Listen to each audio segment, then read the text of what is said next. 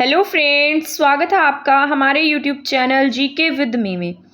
आज की क्लास में हम पढ़ना शुरू करेंगे हरियाणा का आर्थिक सर्वेक्षण। ये क्लास आपके हर एग्ज़ाम के पॉइंट ऑफ व्यू से बहुत ही ज़्यादा ज़रूरी रहने वाली है। ये चाहे आप सीईटी का एग्ज़ाम दे रहे हैं वहाँ तो ये बहुत ज़रूरी रहेगी, साथ में आपके जो टीजीटी का एग्ज़ाम है उसके पॉइंट ऑफ व्यू से भी ज़रूरी रहने वाली है। ठीक है, क्योंकि 2 शिफ्ट के एग्ज़ाम तो आज और कल में हो चुके हैं, लेकिन जो आपका 13 और 14 को एग्जाम होगा वहाँ उस क्वेश्चन पेपर में भी आपको यहाँ से कुछ ना कुछ देखने को मिल जाएगा, क्योंकि ये जो मैंने पढ़ी है ना इसमें से भी आपके 2-3 क्वेश्चन उस एग्जाम में से आए हुए हैं, तो आपको ये पढ़कर जानी बहुत जरूरी है। ठीक है, क्योंकि एक एक क्वेश्चन भी कितना इंपॉर्टेंट होता है एग्जाम में। आपने एग्जाम पेपर देख भी लिया होगा, आपने देखा होगा कि मैंने वो आपको वो एक ट्रिक के साथ में क्वेश्चन कराया था 3.63 वाला, वो भी आया हुआ इसमें, है ना। और मैंने इतना ज़्यादा ध्यान से भी देखा नहीं है उसको, पर ज़्यादा टफ लेवल नहीं है क्वेश्चंस का, बहुत सही पेपर है। ठीक है, तो आपको उन क्वेश्चन की टेंशन नहीं लेनी है जो सबके लिए टफ है, यानी कि जो किसी को नहीं आता। आपको उन क्वेश्चन को ठीक करना जो आपको आता है, और वो आता हुआ क्वेश्चन आपका गलत नहीं होना चाहिए। ठीक है, तो स्टार्ट कर देते हैं हम आज की क्लास। यहाँ पर सबसे पहले आपकी मोस्ट इंपॉर्टेंट है, इसको मैं आसान तरीके से समझाने की कोशिश करूंगी। यहाँ पर मैंने कुछ मतलब ट्रिक्स के साथ में डेटा याद कराने की आपको कोशिश करूंगी। ठीक है, तो आपके लिए हेल्पफुल रहने वाली है, तो आप इसको मिस मत कीजिएगा। तो स्टार्ट कर देते हैं। यहाँ पर सबसे पहले यहाँ पर प्रशासनिक ढांचा लिखा है, और ये कब का प्रशासनिक ढांचा? आपके 2022 का, और क्या क्या आंकड़े हैं इसके, और इनमें से क्वेश्चंस पूछे जाते हैं। यहाँ पर जो मंडल है ना, ये मंडल बताए गए हैं जनवरी 2022 तक के टोटल डाटा है। ये मंडल जो है यहाँ पर 2022 के कितने हैं? यहाँ 6 मंडल हैं आपके यहाँ। प्रशासनिक मंडल भी आपके यहाँ 6 हैं।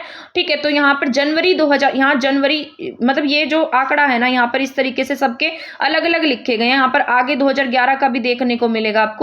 तो यहाँ पर ये आपका 2023 का आंकड़ा है। मंडल कितने हैं आपके यहाँ पर? 6 मंडल हैं। ठीक है, तो मंडल आप सभी जानते हैं हमारे यहाँ पर कितने मंडल हैं? 6 मंडल हैं। इसके बाद जिले आप सभी को पता है हमारे यहाँ पर 22 जिले हैं। साथ साथ जो आपका न्यू फॉर्मेशन का जिला था 21+1 वाला, जो लास्ट बना था आपका, वो कौन सा है?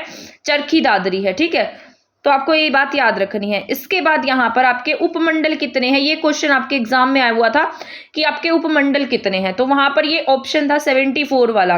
तो अभी आपके जो मतलब थोड़े टाइम पहले ही, पिछले साल की बात है, जब हम सीईटी का एग्जाम दे रहे थे, तब आपके यहाँ पर 8 न्यू मंडल बने थे। ठीक है, तो उन्होंने जो एग्जाम में जो अलग ऑप्शन है ना, जो 8+ वाला है, वो नहीं दिया था, और यहाँ आंकड़ों में भी इन्होंने 74 दिया है। तो इसका मतलब ये है कि इन्होंने ऑथेंटिक डाटा उठाया है, यहां से इन्होंने क्वेश्चन उठाकर उस क्वेश्चन पेपर में पुट किया है। तो आप यहां से अंदाजा लगा सकते हैं कि आपका ये वाला क्वेश्चन क्या होगा। यहाँ 74 है आपके उपमंडल। ठीक है, अगर आपके एग्जाम में यहाँ +8 करके आता है तो आपको न्यू वाला ऐड करना, न्यू वाला टिक करना होगा। तहसीलें यहाँ पर कितनी है? तहसीलें वैसे आपके 93+1 है, क्योंकि एक नई बनी थी पंचकुला की, पंचकुला का एरिया था, वहां की नई तहसील बनी थी, तो इन्होंने यहाँ पर एक और एक्स्ट्रा करके लिख दिया, 95 है। बट ऑथेंटिक डाटा हम 93 या 94 पढ़ते हैं, और यहाँ पर कितनी है? 95 है। तो तहसीलें अगर आ जाती हैं तो इसके अकॉर्डिंग आई थिंक वो पुट करेंगे, तो यहाँ तहसीलें 95 हैं, तो आपको 95 टिक करनी पड़ेगी। इसके बाद यहाँ पर आपके हैं यहाँ, ठीक है, तो यहाँ पर जो तहसीलें हैं वो कितनी है मैंने आपको बताई है, 93, 94 या 95। तो ये अलग अलग डेटा है, तो यहाँ पर जो ऑथेंटिक डेटा लिखा है आपको वही टिक करना होगा। उप तहसीलें कितनी आपकी? 50-1 है, यानी कि 49 उप तहसील है, उप तहसील है। तहसीलें कितनी है? 95 है। और आपके जो खंड है ना वो कितने हैं? यहाँ पर 143 है। तो 143 क्या है आपके यहाँ पर? खंड है। और कस्बे कितने हैं आपके यहाँ? 154 है। ये याद रखना है, क्योंकि सभी बच्चे इसमें कंफ्यूज रहते हैं कि खंड 154 है या कस्बे 154 है। तो आपको जो खंड है ना वो कितने हैं? 143 है, यानी कि 143 कितने हैं? खंड हैं, और कस्बे ज्यादा है हमारे यहाँ पर। कस्बे 154 है, और खंड ऐसा मान लीजिए जो खंड है ना वो छोटे होते हैं, छोटा पार्ट होता है। ठीक है, तो खंड कितने हमारे पास? कम वाला आंकड़ा होगा, यानी कि 143 होगा, और कस्बे ज्यादा होते हैं, तो यहाँ पर जो कस्बे होंगे वो कितने हैं? 154 है। ये 2011 की जनगणना के अकॉर्डिंग दिखा रहा है आपको, और ये गांव भी इन्होंने 2011 की जनगणना के अकॉर्डिंग यहाँ पर लिखा है। तो 6841 गांव इन्होंने लिखे हैं। वैसे आपके 7000+ गांव शो करते हैं। तो आपको इसी डेटा के अकॉर्डिंग टिक करना होगा, क्योंकि इन्होंने ऑफिशियल डाला है आर्थिक सर्वेक्षण की रिपोर्ट में, ठीक है। तो गांव कितने यहाँ पर 6841 है। तो ये सभी डेटा आपको याद हो गया होगा। मंडल हमने पढ़े हैं 6 हैं, जिले हमारे 22 हैं, उपमंडल हमारे 74 हैं। अगर 74 नहीं होता है +8 करके आता है तो आपको उतना ही टिक करना होगा। तहसीलें आपकी 95 हैं और उप तहसील आपकी 49 है। खंड कितने आपके 143 हैं। कस्बे मैंने आपको बताया है ज्यादा हैं तो 154 हैं। गांव आपके 6841 है। इसके बाद जनसंख्या का आंकड़ा हम देख लेते हैं। ये भी एग्जाम में पूछा गया, बहुत बार पूछा गया क्वेश्चन आपका। ये आपके यहाँ पर जो जनसंख्या है ये 2011 के आंकड़े हैं। यहाँ पर जनसंख्या कितनी आपकी 2,53,51,462। इसको 2-3 बार रिपीट करेंगे आपको याद हो जाएगी। 2,53,51,000, फिर 51,000, फिर 462। तो 2,53,51,462, 2,53,51,462। ऐसे इसको बार बार रिपीट करोगे तो आपको याद रहेगा। फिर पहले 2 है, फिर 53 है, फिर 51 है, फिर 462 है, ठीक है। 2,53,51,462। इसके बाद जो मेल है यानी कि पुरुष है हमारे यहाँ पर, तो आप ओबीसी मतलब सिंपल बात है कि पुरुष हमारे यहाँ पर ज्यादा और स्त्रियां हमारे यहाँ पर कम है, ठीक है। तो पुरुष कितने हैं 143 है, इतना याद रख लेना। 143,94 है, ठीक है। तो पुरुष 14394 है, ठीक है। तो यहाँ पर पुरुष कितने हैं, यहाँ 44 का डेटा दिख रहा है आपको। 14394 यहाँ तक याद रखेंगे और लास्ट में भी 4 ही है, तो यहाँ तक याद रखेंगे तो भी आपका काम चल जाएगा। 14394 है, ठीक है। कितने यहाँ पर 14394 और स्त्रियां कितनी आपके यहाँ पर 11856 है, ठीक है। तो स्त्रियां कितनी है 11856 है। 18 53 होता है तो उससे 2 ज्यादा है, तो 118 कितनी है यहाँ पर 56 है। 11856 स्त्रियां हैं, 14394 पुरुष हैं। 2,53,51,462 क्या आपके यहाँ पर जनसंख्या है, ठीक है। अब ग्रामीण जनसंख्या आपसे पूछी जाए तो गांव में जो लोग हैं ना वो ज्यादा रहते हैं और शहरों में लोग कम रहते हैं। तो अगर गांव की बात की जाती है तो 165 है, इतना याद रख लेना। गांव में जो जनसंख्या है वो 165 है, यानी कि 65% जनसंख्या जो है वो आपकी गांव में निवास करती है। शहरों में 88 लाख लोग रहते हैं। तो बस आपका ये सिंपल सा डाटा है, ये आपको याद रखना है। जनसंख्या घनत्व तो हमारा 573 प्रति वर्ग किलोमीटर है, ये आपको याद रखना है, ठीक है।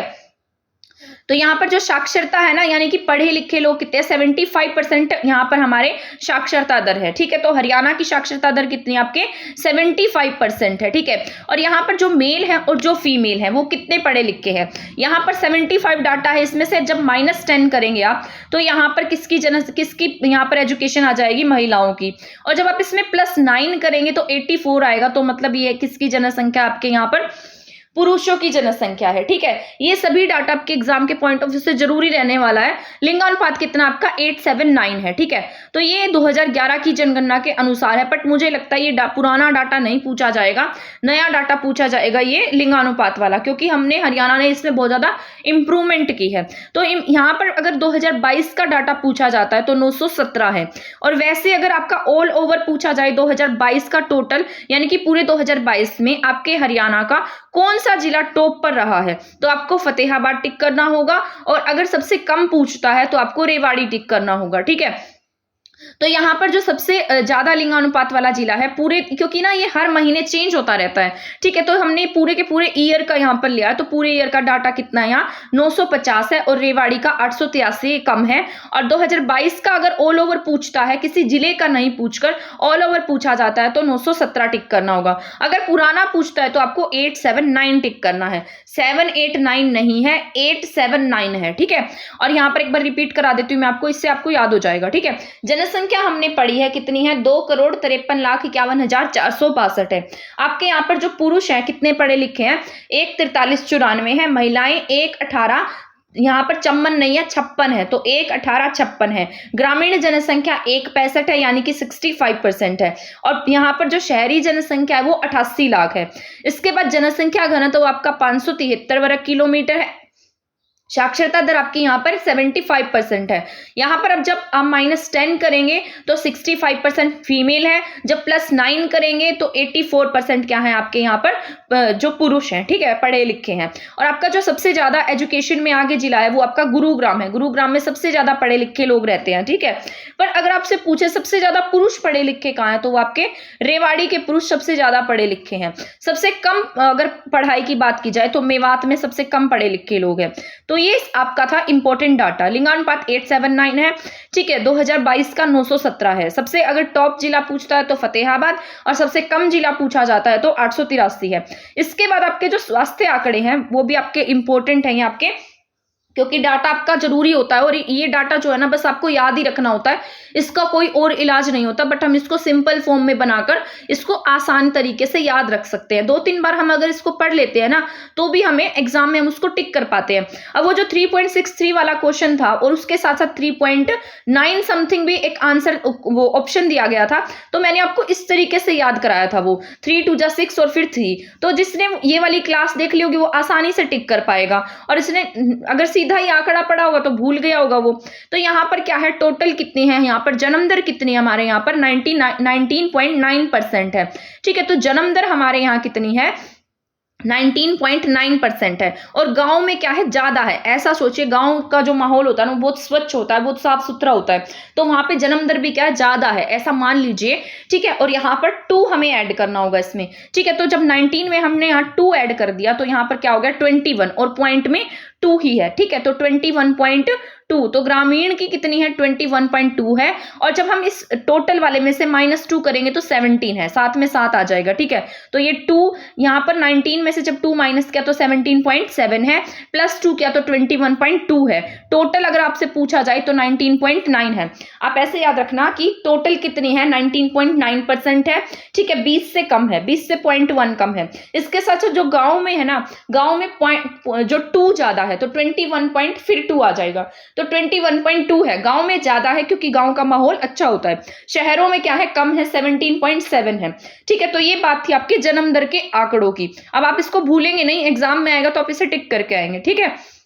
इसके बाद नेक्स्ट क्वेश्चन आपका मृत्यु दर का। यहाँ पर मृत्यु दर जो टोटल है वो कितनी है, 6.1 है, यानी कि जो मृत्यु दर है वो कितनी आपकी यहाँ पर 6.1 है। और गांव में मृत्यु दर ज्यादा है। आपने पढ़ा था ना, जन्म दर भी क्या है, गांव में ज्यादा है, और मृत्यु दर भी गांव में ज्यादा है। तो ये देखो मैंने यहाँ नोट भी किया है कि गांव में मृत्यु दर भी ज्यादा है और जन्म दर भी ज्यादा है। जन्म दर हमने पढ़ी थी 21.2 है, ठीक है। और यहाँ पर गांव में मृत्यु दर क्यों होती है, आप ऐसा सोचिए कि गांव में ना इतनी ज्यादा फैसिलिटीज नहीं होती, हॉस्पिटल्स नहीं होते, तो यहाँ पर क्या है, मृत्यु दर भी ज्यादा हो जाती है। तो मृत्यु दर 6.5 है। शहरों में कम है तो शहरों में से माइनस, इसमें से -10 कर देना, कितनी आ जाएगी 5.5। और टोटल वाली जो है वो कितनी है 6.1 है, ठीक है।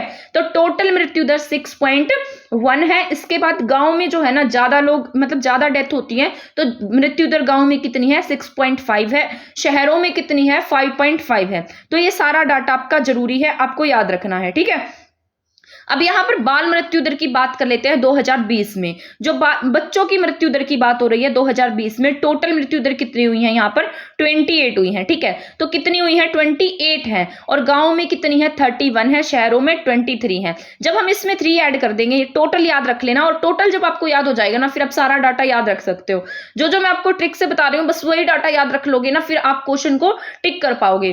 तो यहाँ पर बाल मृत्यु दर 2020 के अनुसार टोटल कितनी आपकी 28, बाल मृत्यु दर कितनी है 28 है, और गांव में बाल मृत्यु दर ज्यादा है। तो वही वाला रीजन लगा लेना, मतलब यहाँ हॉस्पिटल वगैरह की इतनी फैसिलिटीज नहीं है, तो यहाँ बच्चों की मृत्यु दर जो है ना वो ज्यादा है।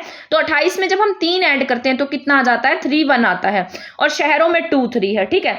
तो शहरों में 2.3 है, कितनी है शहरों में 2.3 है, ठीक है। और टोटल कितनी है 2.8 है। तो ज्यादा वाली टोटल ज्यादा होगी तो 2.8 है, पर गांव में और भी ज्यादा है। गांव में हमने 3 ऐड किया है तो 31 है, और यहाँ पर हमने यहाँ कितनी है 23 है, ठीक है। तो यहाँ पर टोटल 28 है, गांव में 31 है, शहरों में 23 है, ठीक है। यहाँ पर अब मात्र मृत्यु दर MMR जो है वो 110 है, ठीक है। तो ये आपको याद रखना है, ऐसे लिख लेना MMR और उसके नीचे 110, ऐसे याद हो जाएगी आपको, ठीक है। मतलब ये जो कितने बच्चे यहाँ पर, जो बच्चों के जन्म पर कितनी मदर्स जो नहीं रही हैं उनके बारे में डाटा, ठीक है। इंडिया से ज्यादा है हमारे यहाँ पर मृत्यु दर, तो मात्र मृत्यु दर कितनी है 110 है। आपको याद रखना है कितनी है यहाँ पर 110 है। ये इसी डेटा में दिया गया है, ऑफिशियल डेटा है आपका। कभी गूगल पर सर्च करके ले आओ और कहो कि मैंने गलत पढ़ा है, मैंने सारा डेटा में से लिखा है ये जितना भी है आपका, ठीक है। तो यहाँ पर मात्र मृत्यु दर कितनी है MMR है और 110 है। अगर आप लाएंगे तो भी मेरा क्या जाएगा उसमें, आपका एक क्वेश्चन गलत होएगा, क्योंकि ये डाटा ऑफिशियल दिया गया है और ऑफिशियल में से ही आपके एग्जाम में आंकड़े आए हैं, ठीक है।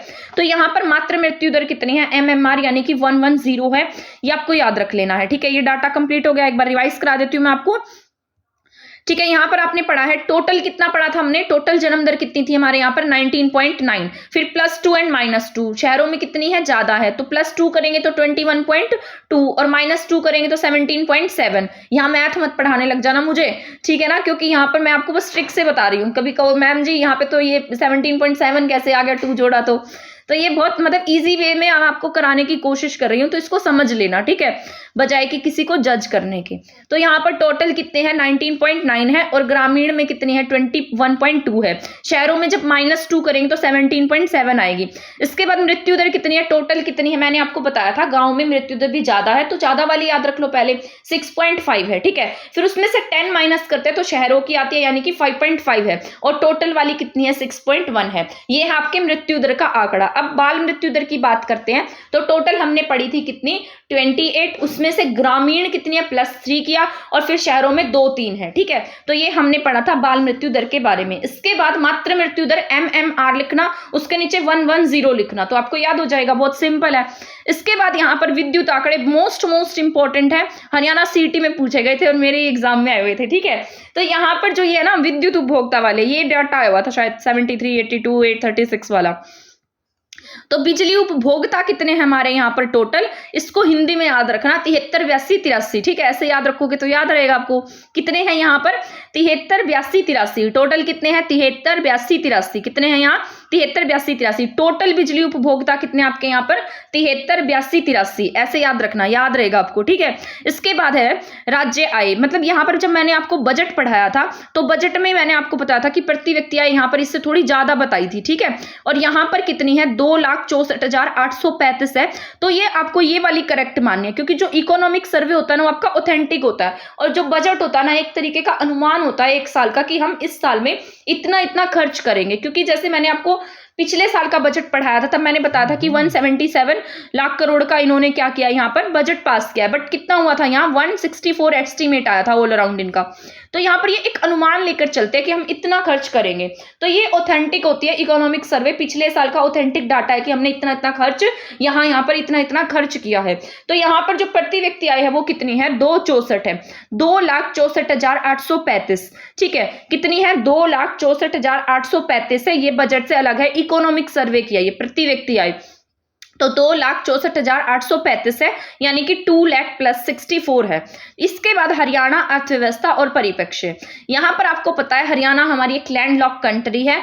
इस लैंडलॉक कंट्री का मतलब क्या होता है कि जो हमारी हरियाणा स्टेट है वो बाहर ना तो किसी समुद्र के साथ में सीमा बनाती है, ना बाहर किसी दूसरे देश के साथ सीमा बनाती है। तो ऐसी कंट्रीज क्या होती है, लैंडलॉक कंट्री होती है, उनमें हमारा हरियाणा भी शामिल है।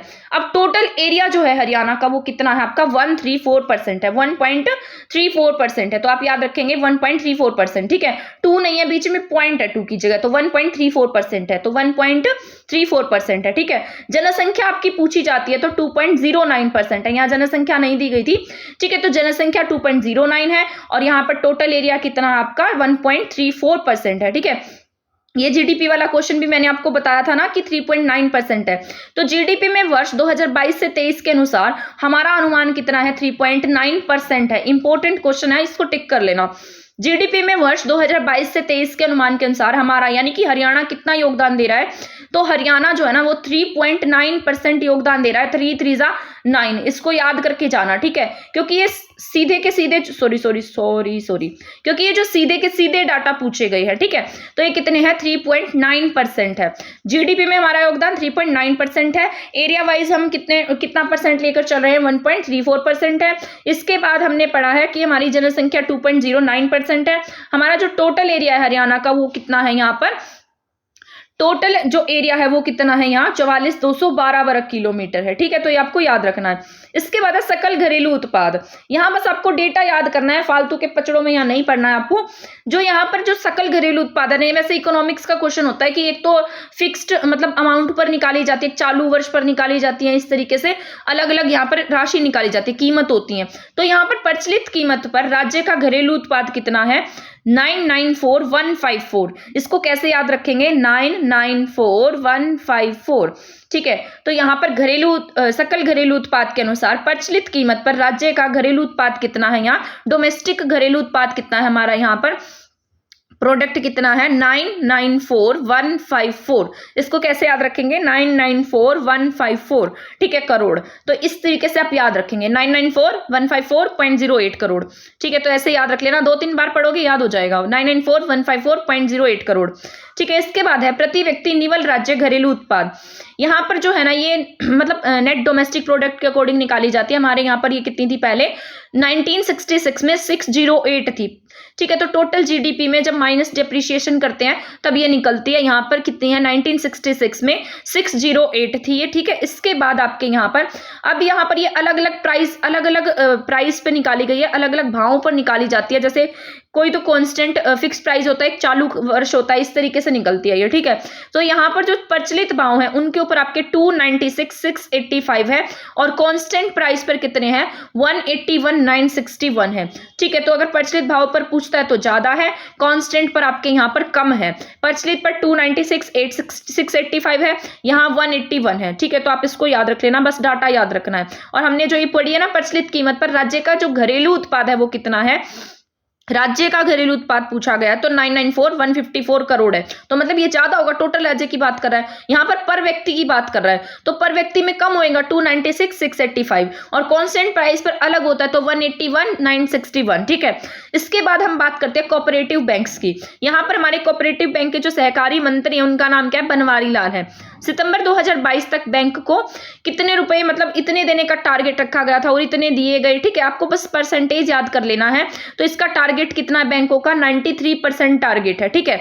तो 93% टारगेट के तहत यहाँ ऋण दिया गया था किसे, कोऑपरेटिव बैंक को।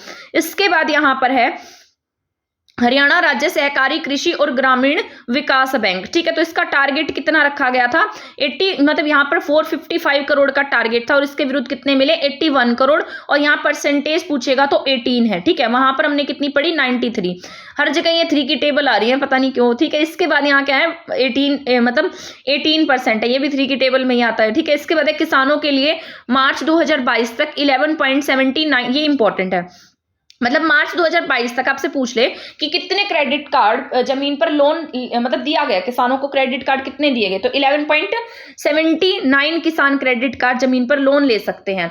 यहाँ पर ये बात है किसानों के लिए मार्च 2022 तक 11.79 किसान क्रेडिट कार्ड जमीन पर क्या ले सकते हैं, इतने क्रेडिट कार्ड्स के तहत मतलब जमीन पर लोन लिया जा सकता है। इसके बाद है भारत सरकार की ब्याज राहत योजना। आपने पेपर देखा होगा, आपके पेपर में ना ईयर नहीं पूछे गए बल्कि ना आपसे कंसेप्चुअल क्वेश्चन पूछे गए कि ये किस लिए लागू की गई है, इसका उद्देश्य क्या है, तो ये सब पढ़कर जाना, ठीक है। तो एक वो वाली भी थी ना, वो जो शायद ज्योति जीवन ज्योति इस तरीके की कुछ आई हुई है पेपर में, तो आप देख लेना उसे, ठीक है। भारत सरकार की ब्याज राहत योजना, तो भारत सरकार की जो ब्याज राहत योजना है भारत सरकार द्वारा जिन किसानों ने मतलब इसमें ये कहा गया है कि जो किसान है ना जो अपने ऋण का क्या करते हैं निर्धारित तिथि तक मतलब जो निर्धारित तिथि है या उससे पहले जिन्होंने भुगतान किया है उनके लिए ना जो सरकार है वो 3% ब्याज में क्या कर देगी, राहत करेगी, मतलब डिस्काउंट मिल जाएगा, राहत मिल जाएगी। तो फसल पर ऋण लेने के लिए सरकार कितने % का राहत दे रही है, तो बस 3%, यही याद रखना है और कुछ याद नहीं रखना है, कितनी है 3% है, ठीक है। इसके बाद है जिला सहकारी बैंकों द्वारा व्यक्तिगत दुर्घटना बीमा योजना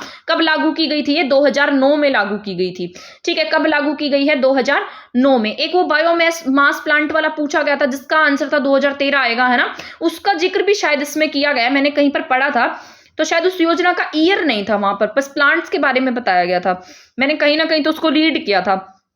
तो जिला सहकारी बैंकों द्वारा व्यक्तिगत दुर्घटना बीमा योजना 2009 में लागू की गई है। इसके बाद है 2020 से 21 में कार्ड धारकों को इतने रुपए के अंशदान पर इतना रुपए मिलेंगे, ठीक है। यानी कि जिनके पास कार्ड्स वगैरह हैं उनको क्या मिलेगा, या 3.65। आप मतलब ये जो नॉर्मल लोग हैं ना, ये मैं आपको बताती हूँ क्या बात है, ठीक है। वैसे तो आप पढ़ेंगे तो आपको समझ में नहीं आएगी बिल्कुल भी, मतलब मैं आपको समझाने की कोशिश करूंगी कि आपको ये आसानी से समझ में आ जाए। यहाँ क्योंकि मैंने जिस तरीके से याद किया ना, मैं बस आपको उसी तरीके से याद करवा रही हूँ। मैं चाहती हूँ कि आपके क्वेश्चन ठीक हो जाएं और आप भी मतलब जॉब लग जाएं, ठीक है। तो यहाँ पर कार्ड धारकों का कितना है प्रीमियम, ये जो हम जैसे नॉर्मल लोग हैं ना, जो यहाँ पर क्या लेना चाहते हैं प्रीमियम भर के, मतलब जिस तरीके से कुछ राशि लेना चाहते हैं, तो हमें कितना प्रीमियम भरना होगा 3.65%, 3 2 जा 6 और ये 5 एक कम, ठीक है। तो हमारे नॉर्मल लोगों के लिए कितना है 3.65% है, कॉमन पीपल के लिए 3 2 जा 6, 6 इसमें से 1 माइनस करेंगे तो 5। तो 2020 से 21 में कार्ड धारकों के लिए कितना प्रीमियम है, 3.65 रुपीज है। और टोटल कितना मिलेगा यहाँ पर, 50,000 मिलेगा। मान लीजिए किसी की डेथ हो जाती है या कोई भी ऐसी घटना हो जाती है तो आपको क्या मिलता है, टोटल इकट्ठी राशि दी जाती है ना, तो ये इकट्ठी राशि जो है ये कितनी मिलेगी, 50,000। और हमारे जैसे लोगों को, नॉर्मल लोगों को कितनी प्रीमियम देना होगा यहाँ पर, 3.65% देना होगा, ठीक है। इसके बाद यहाँ पर किसानों को, मतलब किसानों के लिए अलग है यहाँ, तो किसानों के लिए क्रेडिट कार्ड की मात्रा कितनी है, यहाँ 1.20% है। ये बहुत बहुत इंपॉर्टेंट क्वेश्चन है। किसानों को क्रेडिट कार्ड की मात्रा कितनी दी गई है, 1.20, यानी कि 120, ठीक है। किसान जो खुद का प्रीमियम भरेंगे ना वो 120 भरेंगे, और जो उन्हें सरकार देगी ना सॉरी जो उन्हें सरकार देगी वो कितना देगी, 2.45%। तो 2 2 4 और 1 5, वहां 3 2 6 और -1 5, ठीक है। यहाँ 1 ऐड किया, वहां 1 माइनस किया, तो हमारे लिए माइनस होगा, 3 2 6 1 -5, ठीक है। और सरकार जो प्रीमियम भर रही है उसको कितना दे रही है, मतलब किसानों को 2 2 4 + 5 करके दे रही है, मतलब ज्यादा करके दे रही है। इसके बाद किसानों को क्रेडिट कार्ड की मात्रा कितनी देगी, मतलब खुद वो कितना प्रीमियम भरेंगे, 1.20 रुपए भरेंगे। तो ये था आपका most important points. I hope ये डाटा आपको याद हो गया होगा। एक बार आप इसको खुद से पढ़ेंगे ना तो आप बहुत आसानी से इसको कर पाएंगे। वैसे आपको ये याद नहीं होगा, आप कहीं से भी पढ़ लेंगे ना भूल जाएंगे इसको, क्योंकि मैं भी भूल जाती थी। फिर मैंने इसको मतलब ऐसे मतलब ट्रिक से आसान बनाने की कोशिश किया, और तो क्या ही है। इसके बाद यहाँ पर है सामाजिक सुरक्षा पेंशन भत्ते योजना, ठीक है। इसके तहत क्या है, सामाजिक न्याय अधिकारिता विभाग हरियाणा द्वारा जिला केंद्रीय सहकारी बैंक को पेंशन या भत्ते वितरित करने का कार्य सौंपा गया। तो ये इंपॉर्टेंट है आपका, मैंने आपको बजट में पढ़ाया था कि मतलब 13,000 के अराउंड, 13,000 करोड़ के अराउंड जो सरकार है ना वो पेंशन पर खर्च करती है। तो यहाँ पर सामाजिक सुरक्षा पेंशन भत्ते योजना ये किसके द्वारा, कौन से डिपार्टमेंट के अंडर आता है, सामाजिक न्याय अधिकारिता विभाग के अंडर आता है। और ये कौन से बैंक दे रहे हैं, जिला केंद्रीय सहकारी बैंक। ये इनको क्या काम दिया गया है, जो पेंशन है, भत्ते हैं, वो सब बांटने का काम दिया गया है। इसके तहत कितने खाते खुल चुके हैं, 3.60 लाख जो खाते हैं ना लोगों के वो खुल चुके हैं। अब इसके बाद मोस्ट इंपॉर्टेंट है, राज्य में 24 जिला खजाने हैं और उप खजाने कितने हैं, 81 हैं। जो ट्रेजरी वगैरह होती है, पैसे वगैरह होते हैं जहां से आपकी पेंशन वगैरह आती हैं, ये सब, ठीक है। तो राज्य में कितने हैं, यहाँ 24, 22 जिले हैं +2, ठीक है। 22 से 2 ज्यादा हैं, तो 22 + 2 क्या है, यहाँ पर जिला खजाने हैं, ठीक है। मतलब ऐसा सोचो, हमें खजानों की जरूरत ज्यादा होती है, पैसे की जरूरत ज्यादा होती है, तो 22 प्लस क्या है, 2 है। तो ये कितने हैं, 22 + 2 का मतलब क्या होगा, 24 खजाने, मतलब जिला खजाने ट्रेजरी हैं। और उप ट्रेजरी कितनी है, 81 है, ठीक है। तो ये आपको याद रखना है। जब हमारे यहाँ इलेक्शन हुए थे ना, जब 1966 में हमारा हरियाणा बना था, तो मैंने आपको बताया था हमारे यहाँ पर सीट 54 थी। जब 1967 में इलेक्शन हुए तब हमारे यहाँ सीट कितनी थी, 81 थी। और 1977 में हमारी सीट कितनी हुई है, यहाँ पर 90 हुई है। और अब यहाँ हमारे उप खजाने भी कितने हैं, 81 है, ठीक है। ऐसे याद रखना आप। राज्य में कितने हैं, आपने इसको लिंक करके पढ़ोगे ना कि हमें वो वाला पॉइंट हमने यहाँ पढ़ा था, तो इस तरीके से ये डाटा है, तो आप इसको बहुत आसानी से याद कर पाओगे। डाटा याद करना मुश्किल होता है, और एग्जाम में तो हमें सारे के सारे ऑप्शन ऐसे लिखते हैं, लगते हैं कि हाँ ये भी इसका आंसर हो सकता है, ये भी इसका आंसर हो सकता है, ये भी इसका आंसर हो सकता है। तो हम जब डाटा को थोड़ा सा इजीली पढ़ लेते हैं तो हम उसको आसानी से टिक कर पाते हैं, ठीक है। इसके बाद यहाँ ई स्टैंपिंग है। ई स्टैंपिंग का मतलब क्या होता है, विदाउट पेपर, यानी कि जो इलेक्ट्रॉनिक स्टैंपिंग है वो कब लागू की गई थी, 1 जनवरी 2017 से लागू की गई है। इंपॉर्टेंट है आपका, ई स्टैंपिंग लागू हुई है 1 जनवरी 2017 से। यहाँ पर ना आप ऐसा कर सकते हैं कि 100 से ज्यादा रुपए तक की भी जो स्टैंप है वो तैयार करा सकते हैं। बस आपको ये याद रखना है, जो ई स्टैंपिंग है वो कब लागू की गई है, 1 जनवरी 2017 को लागू की गई है। इसके बाद आबकारी और सेवा कर, जो एक्साइज एंड टैक्सेशन डिपार्टमेंट होता है, मतलब ये इसका मतलब है एक्साइज एंड टैक्सेशन, ये कब लागू हुआ है, 1 जुलाई 2017 को। वो भी कब हुई थी, 2017 में। पर ई स्टैंपिंग क्या आई है, पहले आई है। उसके बाद क्या आया, एक्साइज एंड टैक्सेशन आया है, ठीक है। तो जो ई स्टैंपिंग है ये कब आई, 1 जनवरी 2017 को। और जो एक्साइज एंड टैक्सेशन है ये कब आया है, 1 जुलाई 2017 में आया है। अब जीएसटी जो है ना, जीएसटी का जो टोटल कलेक्शन है उसमें कितना योगदान है हमारा, 6% योगदान है, ठीक है। जीएसटी के स्मर्ग संगठन में, यानी कि कलेक्शन में, इकट्ठे में कितना है, 6% है। और ये कोविड में हमने कितने परसेंट वृद्धि की है, 26% की वृद्धि की है, ठीक है। तो यहां पर टोटल की बात करेगा तो आपको क्या टिक करना है, 6% टिक करना है। और जो मैंने आपको पहले पढ़ाया था जीएसटी वाला, वहां स्मर्ग नहीं है, मतलब कलेक्शन में नहीं है, तो वहां कितना था 3.9% था। 3 3 9 मैंने आपको बताया था, यहाँ पर कितना है 6% है। और टोटल संग्रहण कोविड के दौरान की बात करें तो 26% की ग्रोथ मतलब वृद्धि की बात करता है। इसके बाद है स्टैंड अप इंडिया। ये जो स्टैंड अप इंडिया है ना, ये भी आपका बहुत जरूरी है, आपसे पूछ लेगा कि स्टैंड अप इंडिया क्या है, स्टार्टअप इंडिया क्या है। तो जो स्टैंड अप इंडिया है वो कब लागू हुआ? अप्रैल 2016 में। ये ज्यादातर स्कीम्स आपको 2015 2016 में दिखाई देंगी, क्योंकि इस टाइम बीजेपी की सरकार ज्यादा एक्टिव थी, बहुत सारी योजनाएं लाई गई है ना, और हमारे लिए करंट अफेयर्स बढ़ाई गई है ना। तो स्टैंड अप इंडिया जो है वो क्या है, 2016 में आया है।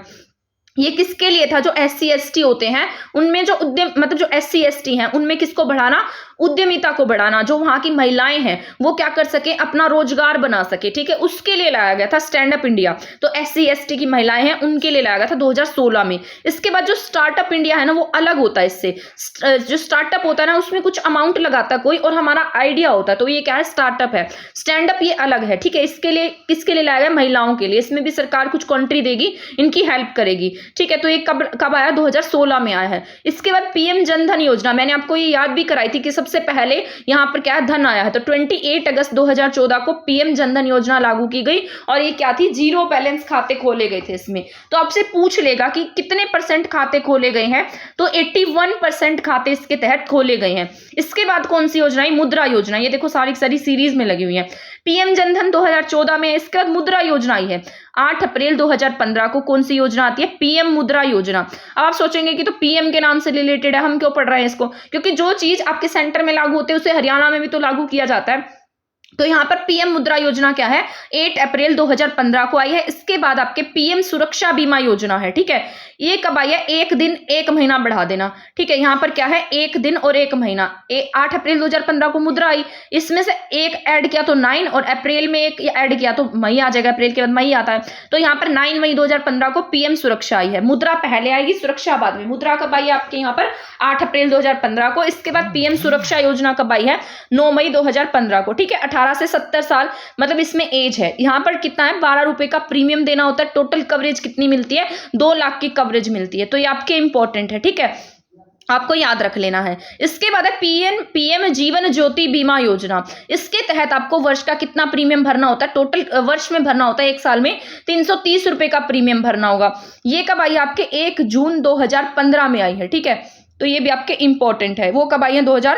यहाँ पर हमने पढ़ा, ये भी 2015 की है, देखिए, और ये भी 2015 की। इसके बाद पहले क्या पढ़ा था? अप्रैल, फिर मई, फिर इसके बाद क्या आ गया? जून आ गया है। ये कब आई है? 1 जून 2015 को, ठीक है। मुद्रा वाली हमने कब पढ़ी है? 8 तारीख को पढ़ी थी, 8 अप्रैल को, ठीक है। उसके बाद हमने पढ़ी है सुरक्षा वाली। सुरक्षा वाली कब आई हमारे यहाँ पर? 9 मई को। इसके बाद PM जीवन ज्योति मई में आ जाएगी, तो जून में आएगी, तो 1 जून 2015 को। इसमें एज कितनी? 18 से 50 है, वहां 70 थी। यहाँ 330 रुपए का क्या है? वार्षिक प्रीमियम है।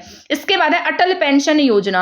जो अटल पेंशन योजना है 1 जून 2005 को आई है। ये जितने भी आंकड़े हैं ना सभी के सभी उस ऑफिशियल साइट से लिए गए हैं, ठीक है। अगर यकीन ना हो तो जाकर देख लेना, 198 पेज का आर्थिक सर्वेक्षण आपको मिल जाएगा, उसको जाकर पढ़ लेना अगर आपका मन करे तो, ठीक है। तो यहाँ पर अटल पेंशन योजना कितनी है? 1 जून 2005 को आई है।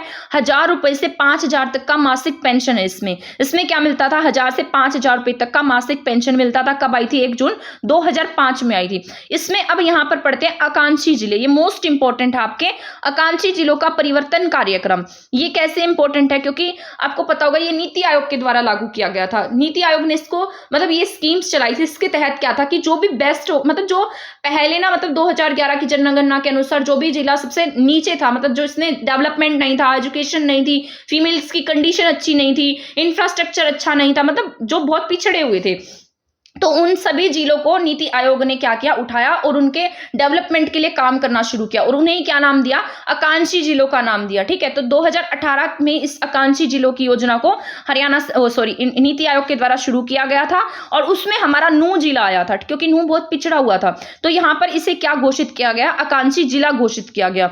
जून 2019 में 3rd स्थान पर। अब फिर बाद में इसकी डेवलपमेंट होने लगी, इस पर काम होने लगा, तो ये क्या होने लगा? यहाँ जून 2019 में 3रे स्थान पर आया। आया है। आकांक्षी यानी कि मैंने यहाँ लिखा है जो पिछड़ा होता है, जिसके उत्थान के लिए काम किया गया, जून 2019 में 3rd स्थान पर रहा। वित्तीय और कौशल विकास में 1st स्थान पर रहा है। ये इंपॉर्टेंट है कि स्वास्थ्य और पोषण में हरियाणा का कौन सा आकांक्षी जिला है जो 1st रैंक लेकर आया, तो आपका मेवात नूह जो जिला है, क्योंकि मेवात का नाम अब क्या हो गया, नूह हो गया है। ठीक है, तो यहाँ आपको ये पॉइंट याद रख लेना है। इसके बाद यहाँ पर बेसिक इंफ्रास्ट्रक्चर में भी नंबर 1 पर आया है।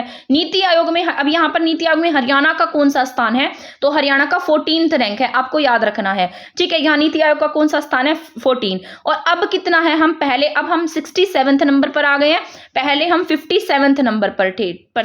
ठीक है, तो नीति आयोग में हरियाणा का रैंक कितना है, 14 है, और यहाँ पर स्थान कितना है, 67 है। पहले कितना था, -10 यानी कि 57। इसके बाद है मेरा पानी मेरी विरासत योजना। ठीक है, ये क्लास आपकी लेंथी रहेगी क्योंकि आर्थिक सर्वेक्षण बहुत ज्यादा बड़ा है। आप कहीं से भी देखेंगे ना तो 3-4 घंटे में जाकर ये कंप्लीट होगा, और यहाँ पर आई थिंक आपका 1-1.5 घंटे में कंप्लीट हो जाएगा। ये मैं आपको कंप्लीट करा दूंगी।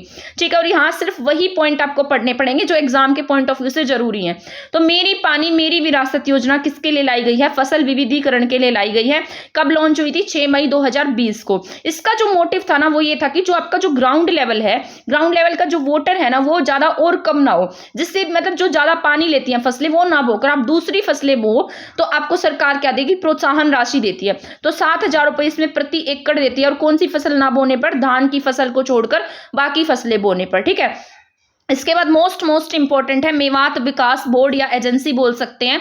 इसका गठन कब हुआ है, 1980 में हुआ है। ये क्यों बनाया गया था, क्योंकि मेवात जो है ना वो शुरू से ही क्या रहा है, आपका पिछड़ा, हर चीज में पीछे था, गरीबी में, बेरोजगारी में, सामाजिक पिछड़ेपन में। ठीक है, और इसको सुधार लाने के लिए मेवात एजेंसी का गठन किया गया, और कब किया गया था, 1980 में किया गया था। इसके बाद है हरियाणा राज्य प्रमाणीकरण संस्था। ये कब बनी है, बीज यानी कि सीड वाली जो संस्था है वो 1976 में बनी है। ठीक है, तो राज्य बीज प्रमाणीकरण संस्था कब बनी है, 1976 में बनी है। और एक्ट क्या है इसके अकॉर्डिंग, 1966 है। धारा कौन सी है, 18th है।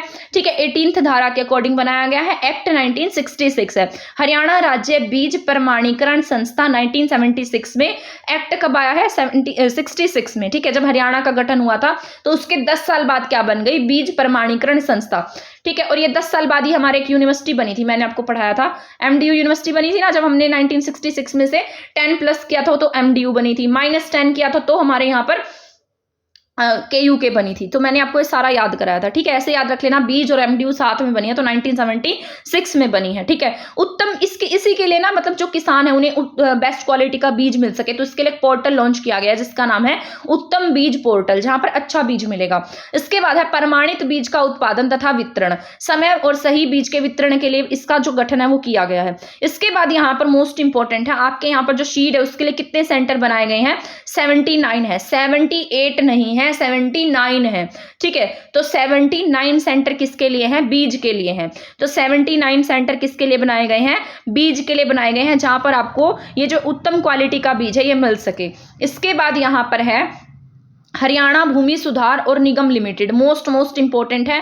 ठीक है, तो हरियाणा की भूमि के सुधार के लिए जो मतलब जो भी निगम बनाया गया वो कब बना है, 1974 में बना है। और ऊपर हमने क्या पढ़ा था अभी, बीज वाला कब बना है, 1976 में बना है। भूमि में सुधार क्या, ऐसा सोचो, पहले हम भूमि में सुधार करेंगे तभी तो बीज बोएंगे, तो पहले हमारे पास भूमि सुधार आएगा 74 में, उसके बाद हमने 2 साल बाद बीज बोआ 1976 में। और इसका जो हेडक्वार्टर है वो कहां पर, आपके पंचकुला में है। ठीक है, एक्ट 1974 के तहत इसे बनाया गया था।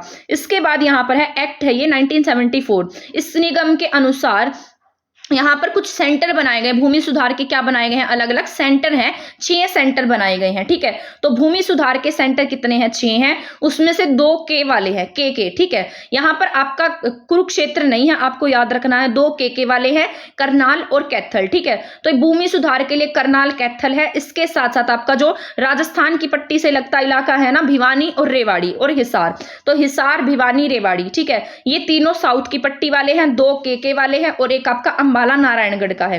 तो आप ऐसे याद रखना, हिसार, भिवानी, रेवाड़ी इकट्ठे याद रख लेना, साउथ की पट्टी वाले। ठीक है, यहाँ पर हिसार, भिवानी, रेवाड़ी, इसके साथ साथ 3 अलग हैं, कैथल, करनाल और नारायणगढ़। तो यहाँ पर क्या नहीं है, कुरुक्षेत्र नहीं है, और अंबाला का क्या है, नारायणगढ़, जो आपके सोने के लिए फेमस है। ये मैं आपको मिनरल्स वाला टॉपिक करा दूंगी क्योंकि उसमें से आपके एग्जाम में क्वेश्चन आए हुए हैं, तो उसको पढ़कर चले जाना। ठीक है, मैंने सारा डाटा लिख रखा था, बस मेरे को क्लास बनाने का टाइम नहीं मिल रहा था। तो आज मैंने टाइम निकाल कर इस क्लास को यहाँ पर आपके लिए मतलब बनाया है। ठीक है, यहाँ पर क्या है 6 क्या है भूमि सुधार निगम लिमिटेड के क्या है यहाँ सेंटर हैं, मैनेजमेंट सेंटर हैं, तो कितने हैं 6 हैं। इसके बाद यहाँ बागवानी में हरियाणा में टोटल कितनी योजनाएं लागू की गई हैं सरकार के द्वारा 19 योजनाएं लागू की गई हैं। यहाँ पर जो बागवानी है ना, बागवानी में 80% जो है ये कितना है मतलब जो 80% है वो किस पर है सब्जी पर, और यहाँ पर फल फूल मसाले इसमें 20% है। यहाँ हरियाणा में टोटल कितनी योजनाएं हैं 19 योजनाएं हैं। इसमें से 15 हरियाणा सरकार चला रही है और 4 आपके सेंटर के द्वारा चल रही हैं। आपके हरियाणा में जो बागवानी मंडी है, बागवानी के लिए मंडी बनाई गई है, हॉर्टिकल्चर सेंटर है, वो कहां पर है आपका गन्नौर सोनीपत में है। तो आपको ये पॉइंट्स भी याद रखना है। इसके बाद मैंने इंपॉर्टेंट पॉइंट भी लिखे हैं यहाँ पर, जैसे फूल मंडी है, फूल मंडी कहाँ है आपके गुरुग्राम में है। ठीक है, बागवानी मंडी कहाँ है गन्नौर सोनीपत में, ये भूलना नहीं है, कभी इनमें कंफ्यूज हो जाओ। तो ऐसा याद रख लो कि जो गुरुग्राम है ना, गुरुग्राम में बहुत सारे फॉरेनर आते हैं, तो उन्हें किसकी जरूरत होती है फूलों की जरूरत होती है, क्योंकि उनका वेलकम करते हैं ना हम फ्लावर से। तो यहाँ पर फूल मंडी का है गुरुग्राम में है, ग्लोबल सिटी भी बन रही है हमारी गुरुग्राम, तो गुरुग्राम में हमें फ्लावर्स की नीड होती है। तो हमने फूल मंडी भी कहाँ बनाई है गुड़गांव में बनाई है, गुरुग्राम में बनाई है। इसके साथ साथ हमने बागवानी मंडी कहाँ बनाई है गन्नौर में है और ये सोनीपत में है। इसके बाद यहाँ पर सब्जी उत्कृष्टता सेंटर आप सभी को पता है कहाँ पर है घरोंडा में है, घरोंडा कहाँ है करनाल में है। फल उत्कृष्टता सेंटर जो खट्टे फल हैं और ये सब हैं, ये सब का आपके मंगियाना सिरसा में है। अगर खट्टे फल पूछेगा ना तो आप सिरसा टिक करना। इसके बाद यहाँ पर बागवानी के तहत कितना एरिया कवर है हमारे यहाँ पर 6.46% एरिया कवर है। कितना है 6.664, ठीक है 6.46 कितना एरिया है यहाँ पर 6.46% एरिया कवर है। इसके बाद है भावांतर भरपाई योजना। अब भावांतर भरपाई योजना में क्या है, फसलों में ये किस लिए लागू की गई थी, मैंने आपको ये भी बताया था कि जो फसल होती है फसलों में जो नुकसान होता है ना, तो उसका जो अंतर है वो क्या करती है सरकार पूरा करती है। तो भावों के अंतर को भरपाई करने के लिए शुरू की गई थी। इसमें बाजरे को भी अब ऐड कर दिया गया, तो आपको याद रख लेना है कौन सी फसल ऐड हो गई है, बाजरा। इसके बाद राष्ट्रीय मधुमक्खी पालन शहद मिशन जुलाई 2020 में, ये कब लागू हुई है 2020 में लागू हुई है।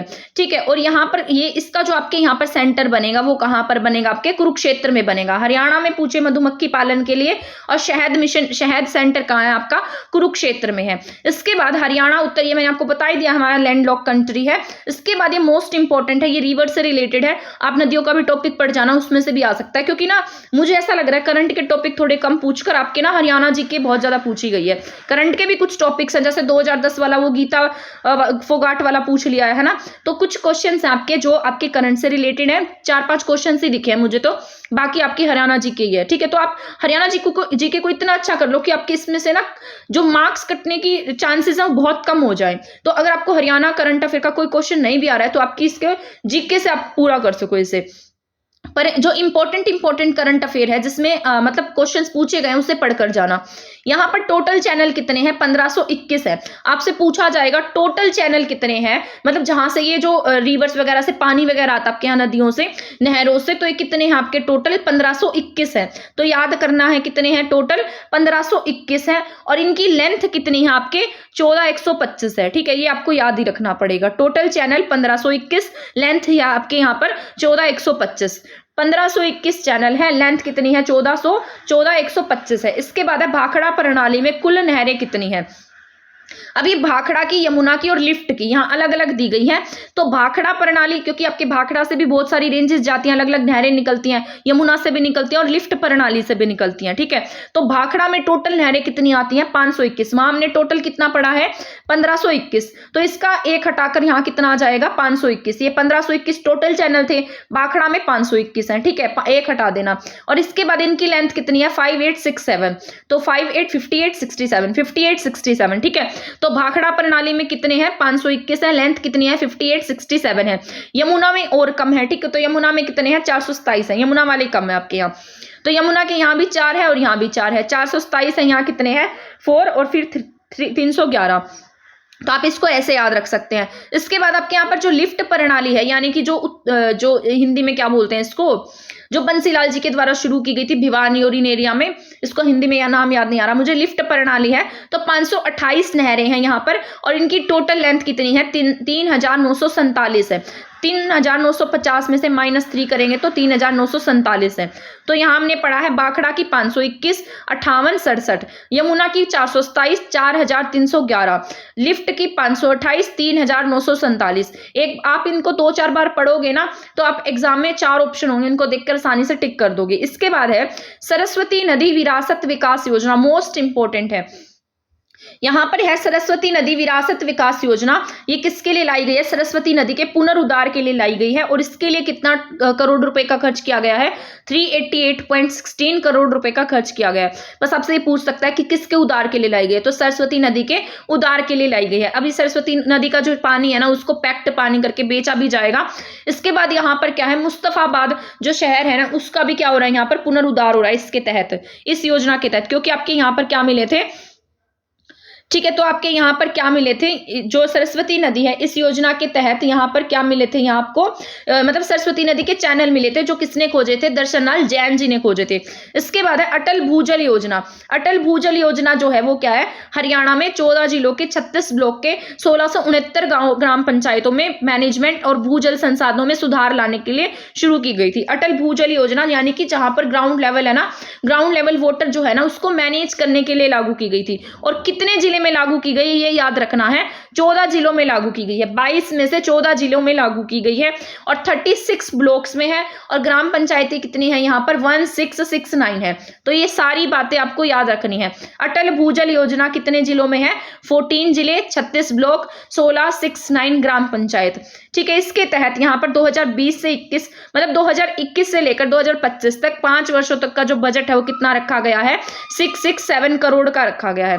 इसके बाद है हरियाणा तालाब और अपशिष्ट जल प्रबंधन प्राधिकरण, मोस्ट इंपोर्टेंट है क्योंकि इसके तहत आपके हरियाणा में जो अमृत सरोवर योजना है उसे लागू किया गया था। ठीक है, तो यह हरियाणा तालाब और अपशिष्ट प्रबंधन प्राधिकरण, इसे हम पीडीएमएस बोल सकते हैं, जो पोंड डेवलपमेंट मैनेजमेंट सिक्योरिटी है उसके तहत सॉफ्टवेयर के माध्यम से यहाँ क्या किया जाएगा, डेटा कलेक्ट किया जाएगा। और 2021 तक कितना डेटा इकट्ठा किया गया यहाँ पर, 18,552, ऐसे याद रखना 18,552। ठीक है, गांव में कितना है, 17,709 है और शहरों में क्या है, 843। आपको पता है जो गांव होते हैं, गांव में ये तालाब वगैरह ज्यादा देखने को मिलते हैं बजाय कि शहरों के। तो गांव में 17,709 है, शहरों में 843 है, टोटल 18,552 है। इसके बाद कब इसके तहत हमने यहाँ पर लागू की थी एक अमृत सरोवर योजना, जो हमारे हरियाणा के सीएम द्वारा लॉन्च की गई थी सोनीपत के नाहरी गांव से 1 मई 2022 को। ठीक है, अमृत सरोवर योजना नाम दिया गया था क्योंकि हमारा जो अमृत भारत है उसी के तहत इसका नाम रखा गया। अब यहाँ बात कर लेते हैं वनों की, ये भी मैंने आपको पढ़ाया था, ये क्वेश्चन था आपके एग्जाम में। तो यहाँ पर जो वन है ना वो टोटल कितने हैं, 81% है। ये भी पूछ सकता है कि आपके हरियाणा में कितने मतलब जो सॉरी वन नहीं, यहाँ पर कृषि कितनी है, मतलब कितनी कृषि करते हैं आप। 81% क्या करते हैं आप, आपके जो हरियाणा की जो भूमि है उस पर 81% भाग पर क्या करते हैं, कृषि करते हैं। वन क्षेत्र टोटल कितना है, 3.6% है, 3.63%। टोटल वन, सड़क, रेल और नहरों के किनारे क्या किया गया, पौधारोपण सहित जो टोटल वन है वो कितना है, 7.1 है। मतलब सभी को मिलाकर कितना है, 7.1% है। पिछले 5 वर्षों के दौरान यानी कि 2017 से 2021 के दौरान कितने पौधे लगाए गए, 6 करोड़ पौधे इतने हेक्टेयर में लगाए गए हैं। ठीक है, तो टोटल पूछे तो आप क्या टिक करेंगे, 6.95 करोड़ पौधे लगाए गए हैं। और कितने हेक्टेयर में, हेक्टेयर तो क्या ही पूछेगा आपसे, फिर भी कोई भरोसा नहीं होता, तो 52587 हो सकते हैं। तो मैंने आपको बताया था, ये जब मैंने आपको वन महोत्सव पढ़ाया था तब मैंने आपको बताया था कि इसके तहत आपके यहाँ पर जैसे जल शक्ति अभियान के तहत पौधे लगाए जाएंगे। तो जल शक्ति अभियान किससे रिलेटेड है, ये पौधों से रिलेटेड है, जल से रिलेटेड नहीं है। 2021 में हरियाली तीज शुरू की गई थी, इसके तहत लाडो की बगिया खानपुर कला से शुरू किया गया, लाडो का बगीचा। इसमें 500 बेटियों से पौधे लगवाए गए थे। और पौधागिरी अभियान क्या है, ये ई पौधशाला क्या है, एक एप्लीकेशन है, यहाँ से आप सरकारी नर्सरी फ्री में क्या ले सकते हैं, पौधे ले सकते हैं। पौधागिरी अभियान के तहत जो बच्चे हैं ना उनसे पौधे लगवाए गए थे और इसमें बच्चों को पैसे मिलते हैं और मार्क्स भी मिलते हैं। तो ये आपका इंपॉर्टेंट था। वन रोपण वाला, वन महोत्सव वाले में मैंने आपको बहुत सारी बातें बता रखी है, ऑक्सीवन बता रखे हैं। ठीक है, पेड़ों को जो पेंशन मिलती है उन सबके बारे में बता रखा है, तो कंप्लीट वहां मैंने आपको समझाया हुआ है। इसके बाद है सेल्फ हेल्प ग्रुप। जो सेल्फ हेल्प ग्रुप है ना, ये महिलाओं की सहायता के लिए खोले गए थे। ये 1990 से अब तक कितने खोले गए हैं, 900 सेंटर खुल चुके हैं। ठीक है, तो ये महिलाओं की हेल्प के लिए खोले गए हैं। इसके बाद है गिद्ध संरक्षण और प्रजनन केंद्र। ये कहां पर आपका पिंजौर पंचकुला में है, जो वल्चर के लिए क्या बनाया गया है, सेंटर आपके केवल हरियाणा में ही है। ठीक है, तो ये क्या है, पंचकुला में है। पंचकुला में क्या है, इसका संरक्षण का मतलब जो भी इसके जो रख रखाव है उसके लिए जो सेंटर बनाया हमने, किसकी सहायता से बनाया, मुंबई की सहायता से, और किसके द्वारा बनाया गया है, वन विभाग के द्वारा। तो आपको याद रखना है। ठीक है, वल्चर एंड प्रजनन सेंटर जो इनका ब्रीडिंग सेंटर है पंचकुला में है। इसके बाद है पशुपालन और डेयरी। ये भी इंपॉर्टेंट है। पशुपालन और डेयरी में पशुधन पूछ सकता है कि आपके यहाँ पर कितना पशुधन है, तो 71.26 लाख पशुधन है आपके हरियाणा में। कितना, 2868। ठीक है, तो 71.26 कितना है, 71.26। एजुकेशन से कम आपकी साक्षरता दर से कम है पशुधन। 71.26 लाख पशुधन है। 2868 पशु संस्थान है आपके यहाँ। इसके बाद है दुग्ध उपलब्धता कितनी है, ये चेंज होती रहती है, तो यहाँ आंकड़ों में दी गई है 1118। ठीक है, तो सेकंड स्थान पर है, पहले स्थान पर पंजाब ही रहता है। तो यहाँ पर दुग्ध उपलब्धता कितनी है, आपको कितनी लिखनी है, 1118। इसके बाद टोटल इंडिया का पशुधन कितना है हरियाणा में, 25% है। टोटल हरियाणा का हम 25% है। प्रॉपर में पर पर्सन मिल्क कितना है, 405 है। 4 फिर बीच में 0 आ जाती है तो 5। इसका टोटल कितना है, 117.34 लाख टन है। इसके बाद मोस्ट इंपोर्टेंट है हरियाणा राज्य सहकारी आपूर्ति व विपणन प्रसंघ, हैफेड बोलते हैं हम इसे। इसका हेडक्वार्टर कहां पर, आपके पंचकुला में है। इसके चेयरमैन है कैलाश भगत। ठीक है, तो ये इसकी जो स्थापना हुई थी वो 1 नवंबर 1966 को, जब हमारा हरियाणा राज्य का गठन हुआ तभी हुई थी। इसके तहत कुछ परियोजनाएं लागू की गई हैं। कहां पर है, आपके 3 सेंटर बनाए गए हैं। हैफेड के 3 सेंटर कहां है, आपके मानकपुर यमुनानगर में है, नरवाणा जींद में है, बावल रेवाड़ी में है। तो 3 सेंटर कहां है, ये तीनों ही अलग अलग है। यमुनानगर के मानकपुर में, नरवाणा जींद में और बावल रेवाड़ी में। ठीक है, अभी हाल ही में रेवाड़ी के रामपुरा में क्या बनाई गई, नई तेल मिल बनाई गई है। तो ऐसे सोचो, राम जी कहाँ थे, राम जी ने रेवड़ी फैक्ट्री और तेल मिल बन गई। तो राम जी ने रामपुरा में, रेवाड़ी में तेल मिल है। ठीक है, तेल मिल की स्थापना की गई है। इसके बाद है हरियाणा कृषि विपणन बोर्ड, मोस्ट इंपोर्टेंट है। 1 अगस्त 1969 को बनाया गया था। ठीक है, इसके तहत क्या है, इसके अंडर, ये देखो ये इंपॉर्टेंट पॉइंट है। वैसे तो कृषि विपणन बोर्ड है, लेकिन इसने किसका काम किया, सड़कों के रखरखाव का। तो कितने अंडर की लंबाई की यहाँ सड़कें आती है, 12,570 किलोमीटर लंबाई की कितनी सड़कें हैं, 4,949 सड़कों का रखरखाव किसके द्वारा किया जाता है, हरियाणा कृषि विपणन बोर्ड के द्वारा किया जाता है। इसके बाद है किसान बाजार। आपके यहाँ पर किसान बाजार कहाँ पर है, ये मैं आपको आसान तरीके से याद कराती हूँ। जो आपके किसान बाजार है ना, वो 2 जगह पर है। एक आपके शिवालिक रेंज में है, एक आपके अरावली रेंज में। शिवालिक रेंज में सबसे ऊपर वाला जिला कौन सा, आपका पंचकुला। और अरावली में जो मेन इंपॉर्टेंट आप गुरुग्राम कह सकते हैं। ठीक है, तो पंचकुला में और गुरुग्राम में। ठीक है, वैसे पंचकुला आपकी सेकंड कैपिटल भी है और गुरुग्राम आपकी इकोनॉमिक कैपिटल है। तो दोनों की दोनों हमारी जो सेकंड कैपिटल और साथ साथ हमारी जो इकोनॉमिक कैपिटल है, वहां पर क्या बनाया गया है, किसान बाजार है। अब सेब मंडी की बात करें तो सेब मंडी कहाँ, आपके पंचकुला में है। इसको आप ऐसे याद रखना, जो पंचकुला है वो हिमाचल प्रदेश के साथ में बाउंड्री शेयर करता है। और हिमाचल प्रदेश किसके लिए फेमस है, सेब के लिए। तो उसी तरीके से पंचकुला में भी क्या आपके सेब मार्केट है। और कितने एकड़ में है, 78 एकड़ में है। और ये कहाँ पर है, पंचकुला में है। ठीक है, फूल मंडी कहाँ पड़ा था हमने, मैंने आपको बताया था फूल कहाँ दिए जाते हैं, गुरुग्राम में। ठीक है, गन्नौर में क्या थी, बागवानी सेंटर। इसके बाद फूल मंडी, मसाला मंडी। अब मसाला मंडी अलग है, मसाला मंडी सेरसा सोनीपत में है। ठीक है, तो सेरसा एक गांव है यहाँ का, तो यहाँ पर मसाला मंडी बनाई गई है। इसके बाद है अटल किसान मजदूर कैंटीन। ठीक है, ये भी इंपॉर्टेंट है आपका, अटल किसान मजदूर कैंटीन। ठीक है, इसके बाद यहाँ पर है अटल किसान मजदूर कैंटीन। ये कब शुरू की गई थी, आपके यहाँ पर 2019 में शुरू की गई है। पर जो आपका जो डेटा है ना, वहाँ 2009 लिखा है, ये गलत है। और मैंने चेक भी किया था, ये जो हमारे जो सीएम है उन्होंने ट्विटर पर ट्वीट भी किया है, और ये 30 दिसंबर 2019 को उन्होंने ट्वीट किया है। अटल किसान मजदूर कैंटीन का पूरा इस तरीके से लिखा गया है वहां पर, और यहाँ ये गलत मेंशन की गई है 2009 वाली, ये 2019 में आई है। ठीक है, और ये कहां पर लागू की गई थी, इसके तहत ना 10 रुपए में थाली दी जाएगी, परोसी जाएगी, जो भी मतलब जो भी हेल्पिंग है उनके लिए, मजदूरों के लिए। और कहां पर थी, करनाल में, पंचकुला में, भिवानी में और नूह में। 4 जिलों में खोली गई थी, करनाल, पंचकुला, भिवानी और नूह। ठीक है, इसके तहत जो किसके हेल्प से खोली गई है, जो सेल्फ हेल्पिंग ग्रुप होते हैं उनकी हेल्प से अटल किसान मजदूर कैंटीन खोली गई 2019 में। 2009 यहाँ गलत लिखा हुआ है। ठीक है, मैंने इसको चेक किया था। इसके बाद है हरियाणा खादी और ग्राम उद्योग। हरियाणा खादी ग्राम उद्योग बोर्ड का गठन कब हुआ है, आपके यहाँ 1969 में हुआ है। 19 फरवरी 1969 को खादी बोर्ड बनता है। ठीक है। खादी बोर्ड का गठन कब हुआ है? 19 फरवरी 1969 को। 1969 को ये आपके यहाँ पर हरियाणा बोर्ड भी बनता है। मैंने आपको बताया था HBSC कब बना है, 1969 में बना है। इसके 10 साल बाद की बात करें 1979 की, तो आपके यहाँ पर क्या बनता है 1979 में? SCERT बनता है, जो आपके यहाँ पुस्तकें बनाता है, पब्लिश करता है हरियाणा गवर्नमेंट के लिए, स्कूल्स वगैरह के लिए। तो बिक्री यूनिट केंद्र कितने हैं यहाँ पर? पंचकुला है और फरीदाबाद है। तो दो याद रखने हैं, बिक्री वाले कितने हैं? पंचकुला में है, गुरुग्राम नहीं है, अब की बार फरीदाबाद है। गुरुग्राम में हमने क्या पढ़ा था? किसान मंडी पढ़ी है। और बिक्री यूनिट कहाँ है? बेचते कहाँ पर है? फरीदाबाद में जाकर बेचते हैं। एक पंचकुला में है और दूसरे को हमने चेंज कर दिया, कहाँ बना दिया? फरीदाबाद में। इसके बाद है अक्टूबर 2019 में झज्जर में तीसरा बिक्री यूनिट बनाया गया था। तो 3 है पंचकुला में, फरीदाबाद में और झज्जर में। इसके बाद यहाँ पर जून 2020 में, इसके बाद चौथा भी है यहाँ पर, एक और पढ़ लेते हैं क्या जाता है हमारा, जब इतना ही पढ़ रहे हैं तो नारनौल, चीका, कैथल में है। तो 4 यूनिट है यहाँ पर हमारे। पहली पंचकुला में है, सेकंड कब बनी है? फरीदाबाद में। ठीक है, सेकंड हमारा फरीदाबाद में है, थर्ड हमारा झज्जर में है, फोर्थ हमारा यहाँ नारनौल में है, कैथल में। तो ये अलग अलग ईयर्स को बनी है। शायद ईयर्स तो नहीं पूछे जाएंगे, बस आपसे पूछ लेगा कितने बिक्री यूनिट केंद्र और कहाँ कहाँ पर है, आपसे ऐसा पूछ लेगा कौन से जिले में बिक्री यूनिट केंद्र नहीं है। तो पंचकुला, फरीदाबाद, झज्जर और नारनौल। ठीक है। इसके बाद है म्हारा गांव जगमग गांव योजना। ये एग्जाम में आया था, ये डाटा एग्जाम में था, मेरे एग्जाम में था। ठीक है, तो मैं इसको कैसे भूल सकती हूँ। तो जनवरी 2022 में म्हारा गांव जगमग गांव योजना के तहत 5694 गांव जो थे ना, वो मतलब कवर किए गए। ठीक है, और ये कब? 2015 में आई थी म्हारा गांव जगमग गांव योजना, 1 जुलाई 2015 को। और जनवरी 2022 तक कितने गांव इसमें ऐड हुए हैं? 5694 गांव है। ठीक है, 5694। ठीक है। इसके बाद सोलर पंपिंग कार्यक्रम मैंने आपको पढ़ाया था।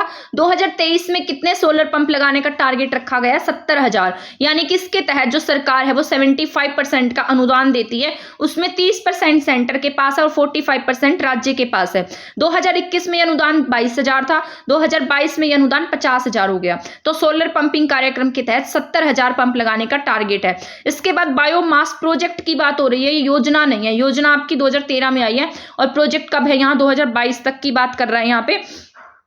तो यहाँ पर बताया गया कि जो बायोमास प्रोजेक्ट हैं वो कहाँ कहाँ पर नहीं लगाए गए, कहाँ नहीं शुरू किए गए, यहाँ पर कहाँ पर इसकी यूनिट लगाई गई है। तो यहाँ पर जो इसकी यूनिट है, प्रोजेक्ट सेंटर है, ये 2 तो के में है, एक कुरुक्षेत्र में और एक कैथल में। ठीक है, इसके तहत और इसके बाद जींद में और फतेहाबाद में। तो के JJF में क्या है? बायोमास प्लांट है, कुरुक्षेत्र, कैथल, जींद और फतेहाबाद। इसका तो कोई ऑप्शन नहीं है, आपको ये याद ही रखने पड़ेंगे। इसके बाद है परिवहन मंत्री कौन हमारे यहाँ पर? मूलचंद शर्मा जी हैं। 30 सितंबर 2022 को तक हरियाणा के पास कितनी बसें थी? यहाँ पर 85-81, हिंदी में बोलकर याद करना, 85-81, 2581। ठीक है, तो 85-81 बसें थी। और डिपो कितने हैं हमारे पास? 24 डिपो है, 22 से 2 ज्यादा डिपो है। ट्रेजरी भी हमने पढ़ा था, 22 से 2 ज्यादा ट्रेजरी थी, 24 ट्रेजरी थी। 21 क्या पढ़ा था हमने? उप ट्रेजरी पढ़ी थी। और यहाँ पर क्या है? 24 डिपो है, 13 उप डिपो है। ठीक है, और यहाँ पर हमने पढ़ा है बस स्टैंड कितने हैं? यहाँ 125 है, 5 का क्यूब है हमारे पास। बस स्टैंड में क्या है? 5 का क्यूब है। ठीक है, डिपो हमारे पास 5 का स्क्वायर में से -1 है, 24 डिपो है। ठीक है, इसके साथ साथ बस स्टैंड कितने हैं? 5 का क्यूब यानी कि 125 है। 13 क्या है? उप डिपो है। इसके बाद है मुफ्त यात्रा सुविधा। इसमें मोस्ट इंपॉर्टेंट बातें हैं। ठीक है, यहाँ पर जो है ना, मुफ्त यात्रा कौन कौन कर सकता है? जो 100% क्या है? मूक है या बाधिर है। ठीक है, इसके साथ साथ जो व्यक्ति उन्हें लेकर जाएगा, उसकी सहायता करेगा, जो उनके साथ में होता है, उसके लिए भी फ्री यात्रा है। जो जिन्हें राष्ट्रीय युवा पुरस्कार से सम्मानित किया जा चुका है, उनके लिए भी फ्री यात्रा है। रक्षाबंधन के दिन महिलाओं के लिए फ्री यात्रा होती है। 100% दिव्यांग, विकलांग, सहायक व्यक्ति को फ्री यात्रा मिलती है। आपके जो यहाँ पर 60% से अधिक की आयु के हैं, सीनियर सिटीजन्स हैं, उन्हें 50 या फिर जो बाहर के सिटीजन है, उन्हें क्या मिलती है? 50% की छूट मिलती है। कैंसर पीड़ितों को उनके घर से लेकर कैंसर संस्थान तक फ्री क्या मिलती है? यात्रा मिलती है। इसके साथ साथ जो पूर्व विधायक हैं और जो 60 साल से ऊपर की उम्र के हैं, उन्हें तो क्या ही जरूरत है बस में जाने की, वैसे ही फालतू की बात है। ठीक है, तो यहाँ पर क्या है? यहाँ 60 वर्ष या उससे अधिक की आयु के जो पूर्व विधायक हैं, उनके साथ एक जो भी एक सहायक होगा, तो उन्हें क्या मिलेगी? फ्री यात्रा मिलेगी। इसके बाद है चालक प्रशिक्षण। आपके जो चालक प्रशिक्षण सेंटर है, कहाँ पर है? ट्रेनिंग सेंटर है, बहादुरगढ़ में है, इसके साथ साथ कैथल में है और इसके साथ साथ रोहतक चालक में, अगर भारी वाहन चालक प्रशिक्षण पूछता है तो आपको मूर्थल सोनीपत टिक करना होगा। लेकिन अगर चालक प्रशिक्षण पूछा गया तो बहादुरगढ़, कैथल और रोहतक है। हरियाणा में विमानन सिविल विमानन विभाग कितने हैं, मतलब हवाई पट्टियां कितनी, आपके 5 हवाई पट्टियां हैं, ठीक है। एक तो पिंजौर में है, पंचकुला में, एक नारनौल महेंद्रगढ़ में है। ये आप दोनों याद रखना। पिंजौर पंचकुला वाला कहाँ है आपका, अरावली शिवालिक वाला, और नारनौल अरावली वाला। इसके साथ साथ हिसार आप सभी को पता है एयरपोर्ट बन रहा है तो यहाँ भी होगा, और एक सीएम सिटी हमारी करनाल तो यहाँ भी होगा, और एक आपका अलग है जो भिवानी है, ठीक है। तो 5 हवाई पट्टियां आपके यहाँ पर, एक पिंजौर, इसके साथ साथ जो हमने अरावली वाले पढ़ी है नारनौल। इसके बाद हमने पढ़ा है करनाल सीएम सिटी और हिसार में एयरपोर्ट है तो यहाँ हवाई पट्टी होगी। इसके बाद ही भिवानी सबसे अलग है। हरियाणा में जो ये मैंने इसको मत पढ़ना, ठीक है, इसका मुझे डाउट था, मैंने इसको ठीक नहीं किया, तो ये नहीं पढ़ना आप, ठीक है। इसके बाद हम नेक्स्ट पढ़ लेते हैं mid day meal. Mid day meal जो है ना वो आपके 15 अगस्त 2004 को सरकारी स्कूलों में शुरू की गई थी, ठीक है, और बच्चों को खाना वगैरह देने के लिए है। इसके तहत ना जो खाना दिया जाता है, मतलब उसमें 5 फ्लेवर्स हैं, जो भी मिल्क वगैरह देते हैं ये, उसमें 5 फ्लेवर्स ऐड करके देते हैं, जैसे इलायची है, चॉकलेट है, स्ट्रॉबेरी है, इस तरीके के। और इसके तहत जो सरकार है उसने 72% का बजट बढ़ाया है।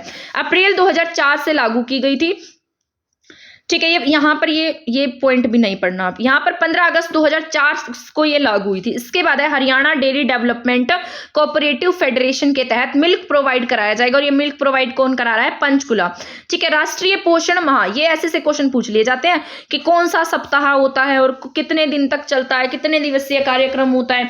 तो 1 से 30 सितंबर तक राष्ट्रीय पोषण माह है। इसके लिए उच्चतर शिक्षा जो है चरखी दादरी में उच्चतर शिक्षा के लिए नया महाविद्यालय बनाया जा रहा है। इसके तहत जो टोटल राजकीय महाविद्यालय बने 177 बने हैं। फीमेल के लिए कितने हैं, 61 है, और जो फीमेल ये पूरी तरीके से गवर्नमेंट है, और ये पूरी तरीके से गवर्नमेंट नहीं है, इसमें प्राइवेट सेक्टर भी आते हैं, तो 35 है, ये वोमेन्स के लिए है, ये याद रख लेना। इसके बाद निफ्ट जो है ना ये इंपॉर्टेंट, आपको ये याद रखना। निफ्ट का हेडक्वार्टर कहाँ पर है, पंचकुला में है। किसके अंडर काम करता है, ये भारत सरकार कपड़ा मंत्रालय के अंडर, और ये देश का कौन से नंबर का है, 17th नंबर का है, ठीक है। ये बातें आपको याद रखनी है। कौशल विकास और औद्योगिक प्रशिक्षण विभाग हरियाणा विकास एवं हरियाणा प्रशिक्षण विभाग, यहाँ पर कितने हैं, ये हरियाणा प्रशिक्षण औद्योगिक प्रशिक्षण विभाग कितने हैं, 92 है। और राजकीय प्रशिक्षण विभाग 149, 36 राजकीय महिला महाविद्यालय है। टोटल कितने हैं, 417 है, ठीक है। ये राजकीय और प्लस निजी उद्योगों को मिलाकर है। इसके बाद है अटल सेवा केंद्र, ये इंपॉर्टेंट है आपका। अटल सेवा केंद्र कितने हैं आपके यहाँ पर, 22,500। टोटल कितने हैं याद रखना है, 22,500 है, इसको ऐसे याद रखना, 22,500। अटल सेवा केंद्र कितने हैं, 22,500 हैं। और गांव में कितने हैं, 15,639, यानी कि गांव में ज्यादा और शहरों में कम है। शहरों में कितने हैं, गांव में कितने हैं, 15,639, ठीक है। तो पूरी की पूरी 3 की टेबल है, 3 2 6, 3 3 9, 3 5 15, तो 15,639 कितने हैं, 15,639 है। शहरों में कितने हैं, शहरों में 68-61 है। हिंदी में याद कर लेना, आसान रहेगा, 68-61। शहरों में कितने हैं, 68-61। वैसे गांव में कितने थे, 15,639। टोटल कितने हैं, 22,500। टोटल अटल सेंटर कितने हैं, 22,500। शहरों में कितने हैं, 68-61। गांव में कितने हैं, 15,639। इसके बाद MMR मैंने आपको बता ही दिया था, 110 है। शिशु मृत्यु दर भी मैंने आपको बता दिया था, यहाँ पर 28, 31, 23। इसके बाद आ जाता है आयुष। आयुष के बारे में हम पढ़ लेते हैं। भारत और दुनिया की पहली आयुष यूनिवर्सिटी कहाँ बनाई गई है, कुरुक्षेत्र में है। और इसके VC कौन है, SN सचदेवा, सोमनाथ सचदेवा है। ये कैसा हॉस्पिटल है, यूनानी हॉस्पिटल है। और इसके तहत आयुर्वेदिक हॉस्पिटल कितने हैं आपके, 4 हैं। आयुर्वेदिक प्राथमिक सेंटर कितने हैं, 575 है, ठीक है। इसके बाद है भगत फूल सिंह आयुर्वेदिक कॉलेज से चिकित्सा महाविद्यालय कितने हैं, मतलब यहाँ पर क्या बनाया गया है, जो भगत फूल सिंह यूनिवर्सिटी भी, और ये कॉलेज है ना जो यहाँ पर आयुर्वेदिक कॉलेज बनाया गया है। इसके बाद है यहाँ पर जो चिकित्सा विद्यालय है वो कितने हैं, टोटल 13 है। आयुर्वेदिक कितने हैं, 12 हैं। और होम्योपैथी कितने हैं, 1 है। तो आपसे ये पूछ सकता है कम वाला, होम्योपैथी कितने हैं, 1 है, ठीक है। चिकित्सा के लिए कितने बनाए गए हैं, 13 है, जो इसके तहत बनाए गए हैं। आयुर्वेदिक कितने हैं, 12 है, ठीक है।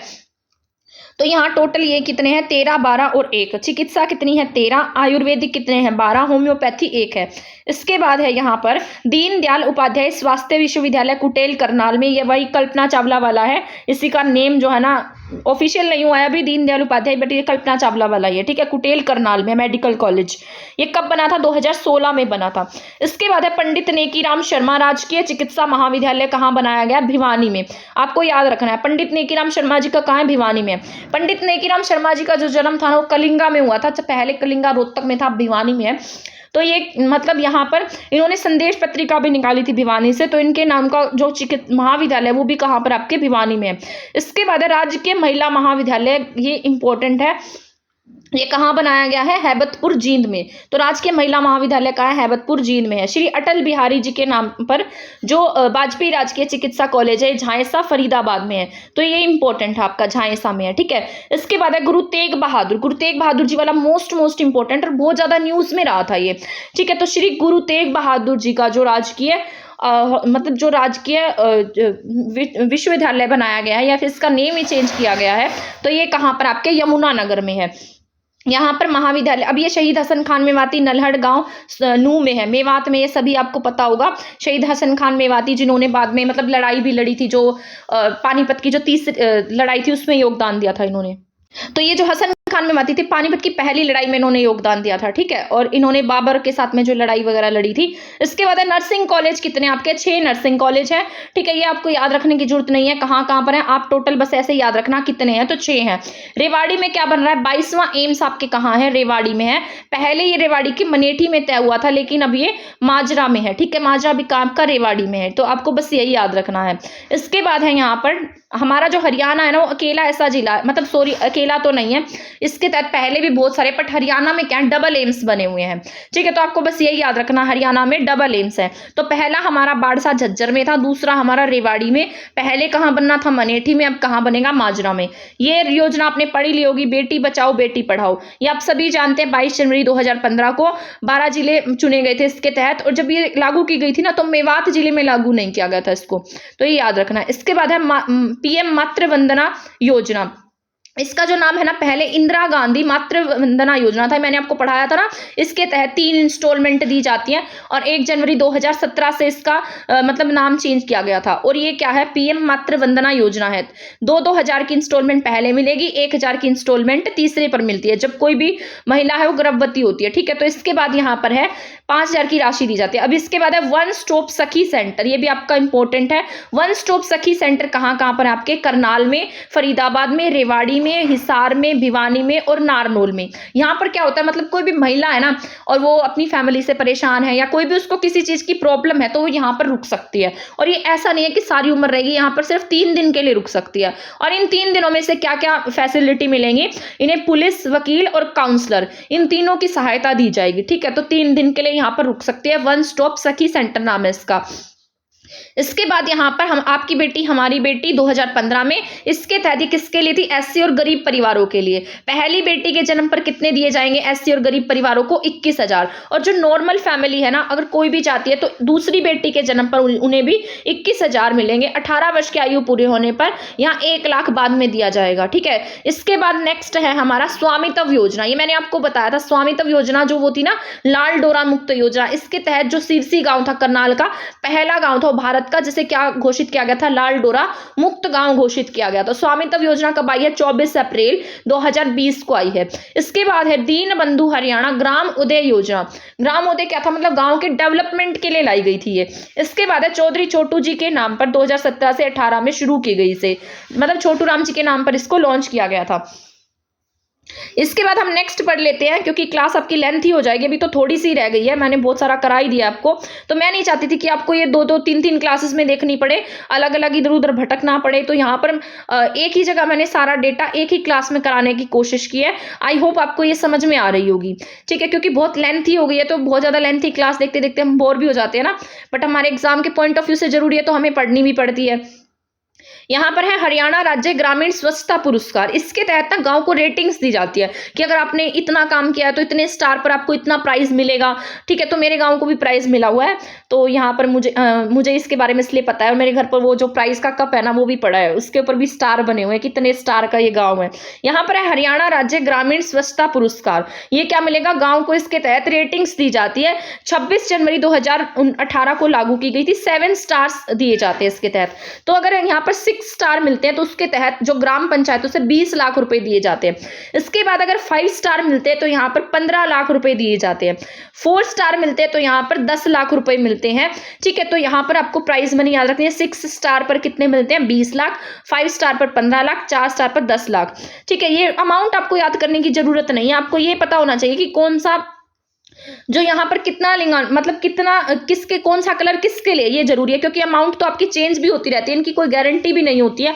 ठीक है, तो आपको ये वाले याद रखने हैं। ठीक है, तो यहाँ पर आपको जो अगर पिंक कलर है ना, अगर किसी गांव को पिंक कलर की रेटिंग मिली है तो वहां पर क्या है? लिंगानुपात अच्छा है। तो पिंक रेटिंग किसके लिए है? लिंगानुपात के। अगर ग्रीन स्टार मिला है तो वो वहां पर ग्रीनरी अच्छी है, पेड़ पौधों के लिए काम किया उस ग्राम पंचायत ने। अगर व्हाइट स्टार मिलते हैं तो वहां पर साफ सफाई है। अगर कोई भी बच्चा स्कूल से ड्रॉप आउट नहीं हुआ है तो आसमानी नीला रंग होगा।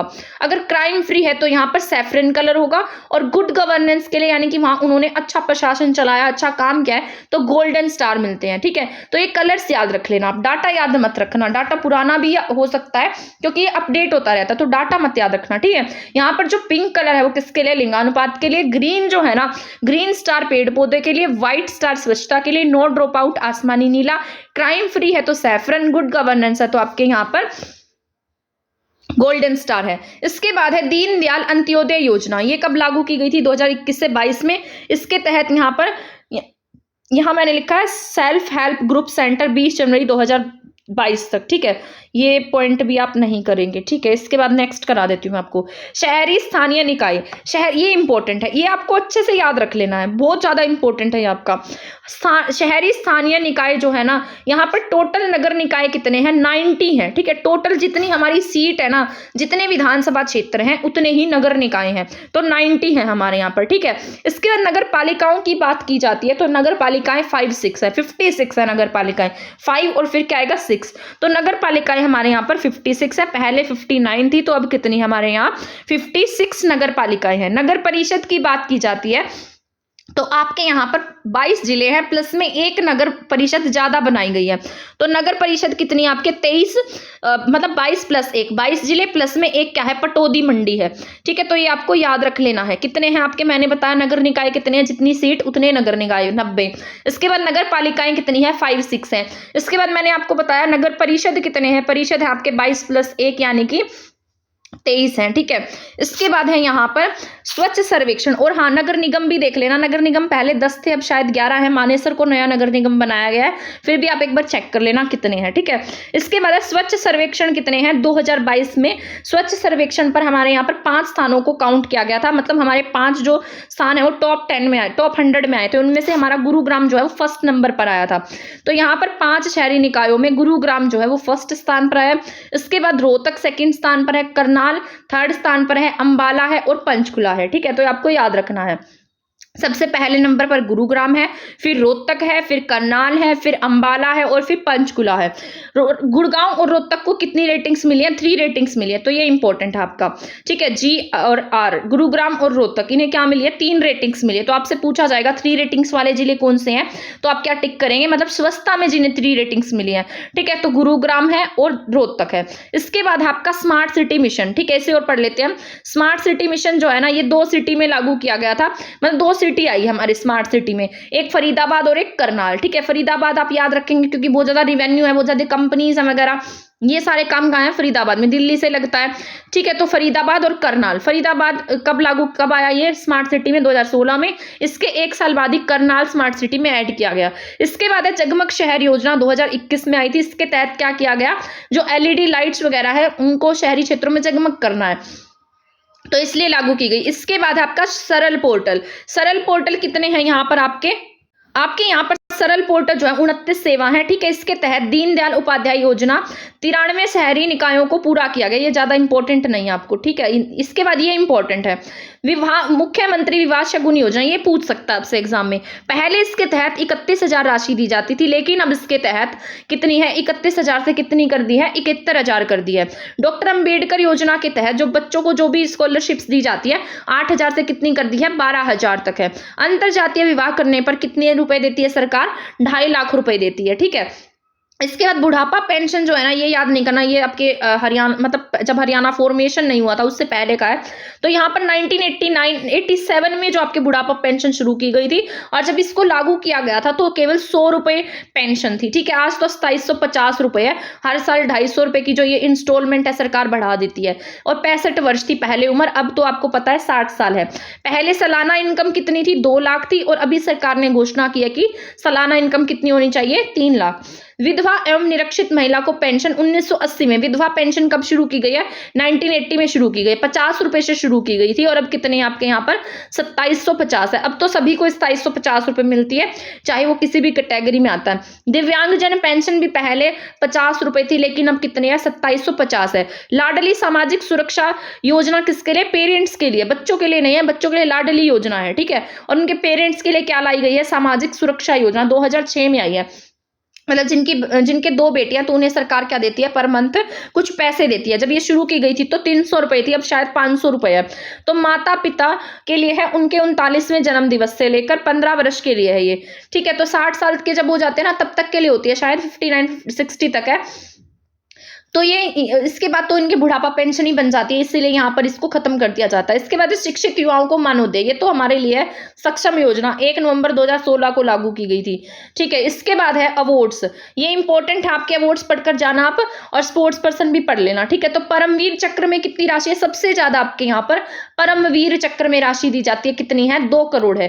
तो परम है तो कितनी मिलेगी? परम को कितनी मिली है? 2 करोड़, ठीक है। और महावीर को कितनी मिली है? 1 करोड़। ऐसे याद रखना, परम में 3 शब्द है, फिर भी इसने ज्यादा अमाउंट ले ली, और महावीर में ज्यादा शब्द है, फिर भी इसने कम अमाउंट ली। तो परम में कितनी है? यहाँ पर 2 करोड़ है, और महावीर में कितनी है? 1 करोड़ है, ठीक है। तो परमवीर चक्र में 2 करोड़, महावीर चक्र में 1 करोड़। इसके बाद आता है वीर चक्र, वीर चक्र में कितनी आपके? 50 लाख है, ठीक है। कितनी है वीर चक्र में? 50 लाख। सेना नौसेना वालों को कितनी मिलती है? जो मेडल मिले हैं जिन्हें, 21 लाख। इसके बाद शांति के समय जो शौर्य पुरस्कार दिए जाते हैं, उनके तहत कितनी है? अशोक चक्र में कितनी है? 1 करोड़ अशोक चक्र में। और साथ साथ हमने अभी पढ़ा था महावीर चक्र, ठीक है। अशोक और महावीर की सेम है, तो कितनी है इन दोनों की? 1 करोड़ है, ठीक है। और परम की सबसे ज्यादा आपके यहाँ पर, आप सभी को पता है, परम की मैंने अभी बताई थी 2 करोड़ है। कीर्ति चक्र में 51 लाख, और शौर्य चक्र में 31 लाख। तो कीर्ति 51, शौर्य 31। नौसेना और यहाँ पर जो भी वायुसेना है और नौसेना है, इनको 10 लाख रुपए मिलती है, ठीक है। इसके बाद है यहाँ जो मेडल जीत कर लाते हैं, तो गोल्ड ओलंपिक्स में जो मेडल लेकर आए थे, आपको पता है, नीरज चोपड़ा लाए थे। भाला फेंक में 6 करोड़ की राशि लेकर आए, 6 करोड़ मिले थे इन्हें। तो ओलंपिक्स में कितनी दी जाती है? 6 करोड़। इसके बाद रवि दहिया क्या लेकर आए? सिल्वर मेडल, 4 करोड़ मिली थी इन्हें कुश्ती में। इसके बाद बजरंग पूनिया कुश्ती में खेले थे, तो 2.5 करोड़, ठीक है। इसके बाद यहाँ पर है सुमित और सुरेंद्र, इन्हें हॉकी के लिए मिली थी कांस्य पदक में, ठीक है। ये दोनों टीम में खेले थे, मैंने आपको बताया था टीम में हम क्या लेकर आए थे? कांस्य पदक लाए थे। ओलंपिक्स गेम्स की बात है आपके यहाँ पर। तो सुमित और सुरेंद्र को क्या मिले हैं? हॉकी पुरुष टीम में क्या मिले? यहाँ पर 2.50 करोड़ मिले। क्या जीत कर लाए हैं ये? कांस्य पदक। साथ साथ बजरंग पूनिया भी कांस्य पदक लाए थे कुश्ती में। चौथा स्थान मैंने आपको बताया था हमारे हॉकी टीम्स का रहा था। हमारे यहाँ से हरियाणा से कितनी, मतलब जो हॉकी टीम में बहुत सारी महिलाएं शामिल थी, इन्होंने भी कांस्य पदक जीता था टीम में। इसके बाद है मॉडल कैरियर सेंटर कहाँ है? हिसार में है, ठीक है। तो आपको याद रखना है मॉडल कैरियर सेंटर कहाँ है? हिसार में है। किस और बेसहारा बच्चों के लिए कहाँ बनाया गया है? यमुनानगर में और पानीपत में, ठीक है। Career centre, model career centre Hisar में है, लेकिन बेसहारा प्रवासी बच्चों के लिए सेंटर कहाँ है? यमुनानगर और पानीपत में। इसके बाद है टोक्यो ओलंपिक। टोक्यो ओलंपिक में जो गोल्ड मेडल लेकर आए थे सुमित अंतिल और मनीष नरवाल, ठीक है। इन दोनों को कितने मिले? 6 करोड़ मिले हैं। सुमित अंतिल क्या खेलते हैं? भाला फेंक, और मनीष नरवाल शूटिंग, तो इन्हें 6 करोड़ मिले हैं। इसके बाद है रजत पदक। रजत पदक क्या है यहाँ पर? रजत पदक में योगेश पुनिया और राज अगना, इन्हें क्या मिले हैं? योगेश पुनिया को डिस्कस थ्रो में 4 करोड़, राजेश अगना को भी 4 करोड़, ठीक है। ये सिल्वर मेडल लेकर आए। इसके बाद यहाँ पर पक्षियों के नाम पर हमारे यहाँ पर राज्य मार्गों पर पहले कितने स्थल थे? अब यहाँ कितने स्थलों के नाम किए गए हैं? 43 पर्यटन स्थल है। पर्यावरण न्यायालय पूछेगा तो आपको फरीदाबाद और कुरुक्षेत्र टिक करना है, हिसार नहीं है। ये बात याद रखनी है, बच्चे इसमें कंफ्यूज रहते हैं, हिसार नहीं है, कुरुक्षेत्र और फरीदाबाद है। इसको कैसे याद रखोगे? ऐसा याद रखना, कुरुक्षेत्र धार्मिक धार्मिक स्थल है, बहुत ज़्यादा लोग घूमने आते हैं। फरीदाबाद में पॉपुलेशन ज़्यादा है तो क्या कर देते हैं लोग, यहाँ पर कूड़ा कचरा फैला देते हैं, इसलिए यहाँ पर किसकी ज़रूरत पड़ी है, पर्यावरण न्यायालय की। ठीक है, इसके और अगर बिल्कुल तुरंत कार्रवाई करनी हो ना, बिल्कुल ही, तो वो करनाल में बनाया गया उसके लिए सेंटर। इसके बाद है स्वर्ण जयंती पर्यावरण प्रशिक्षण संस्थान कहाँ है, मानेसर में है। गुरुग्राम में। IMT भी कहाँ है, ये IMT इंडियन ये जो मॉडलशिप के तहत बनाए जाते हैं, इनका नाम है। ठीक है, इसके बाद स्मार्ट गांव कितने, 250। तो ये आपको याद रख लेना है। ये सारा का सारा डेटा मैंने ऑथेंटिक पढ़ाया आपको। आई होप आपको एक क्लास समझ में आई होगी, और ये थोड़ी सी लेंथी क्लास है बट आपके एग्जाम के पॉइंट ऑफ से हेल्पफुल है। अगर आप इस क्लास को देखते हैं ना तो मतलब आपको बहुत टाइम भी लगता है, और मुझे भी इतना ही टाइम लगा था इसको बनाने में। तो मैंने मेरे लिए जो इंपॉर्टेंट पॉइंट्स यहाँ नोट किए थे वो आपको पढ़ाए हैं। तो आपको अगर ये क्लास अच्छी लगती है, सही लगती है, तो आप इसको शेयर कर सकते हैं। चैनल को सब्सक्राइब नहीं किया तो आप सब्सक्राइब कर सकते हैं। इतनी मेरी गारंटी है कि आपको ये डाटा याद हो गया होगा, और आप इसको 1-2 बार पढ़ेंगे तो आप इसको एग्जाम में अब आसानी से टिक भी कर पाएंगे। तो मिलते हैं हमारी नेक्स्ट क्लास में नेक्स्ट टॉपिक के साथ। तब तक आप हमारे चैनल के साथ बने रहें। थैंक यू एंड धन्यवाद।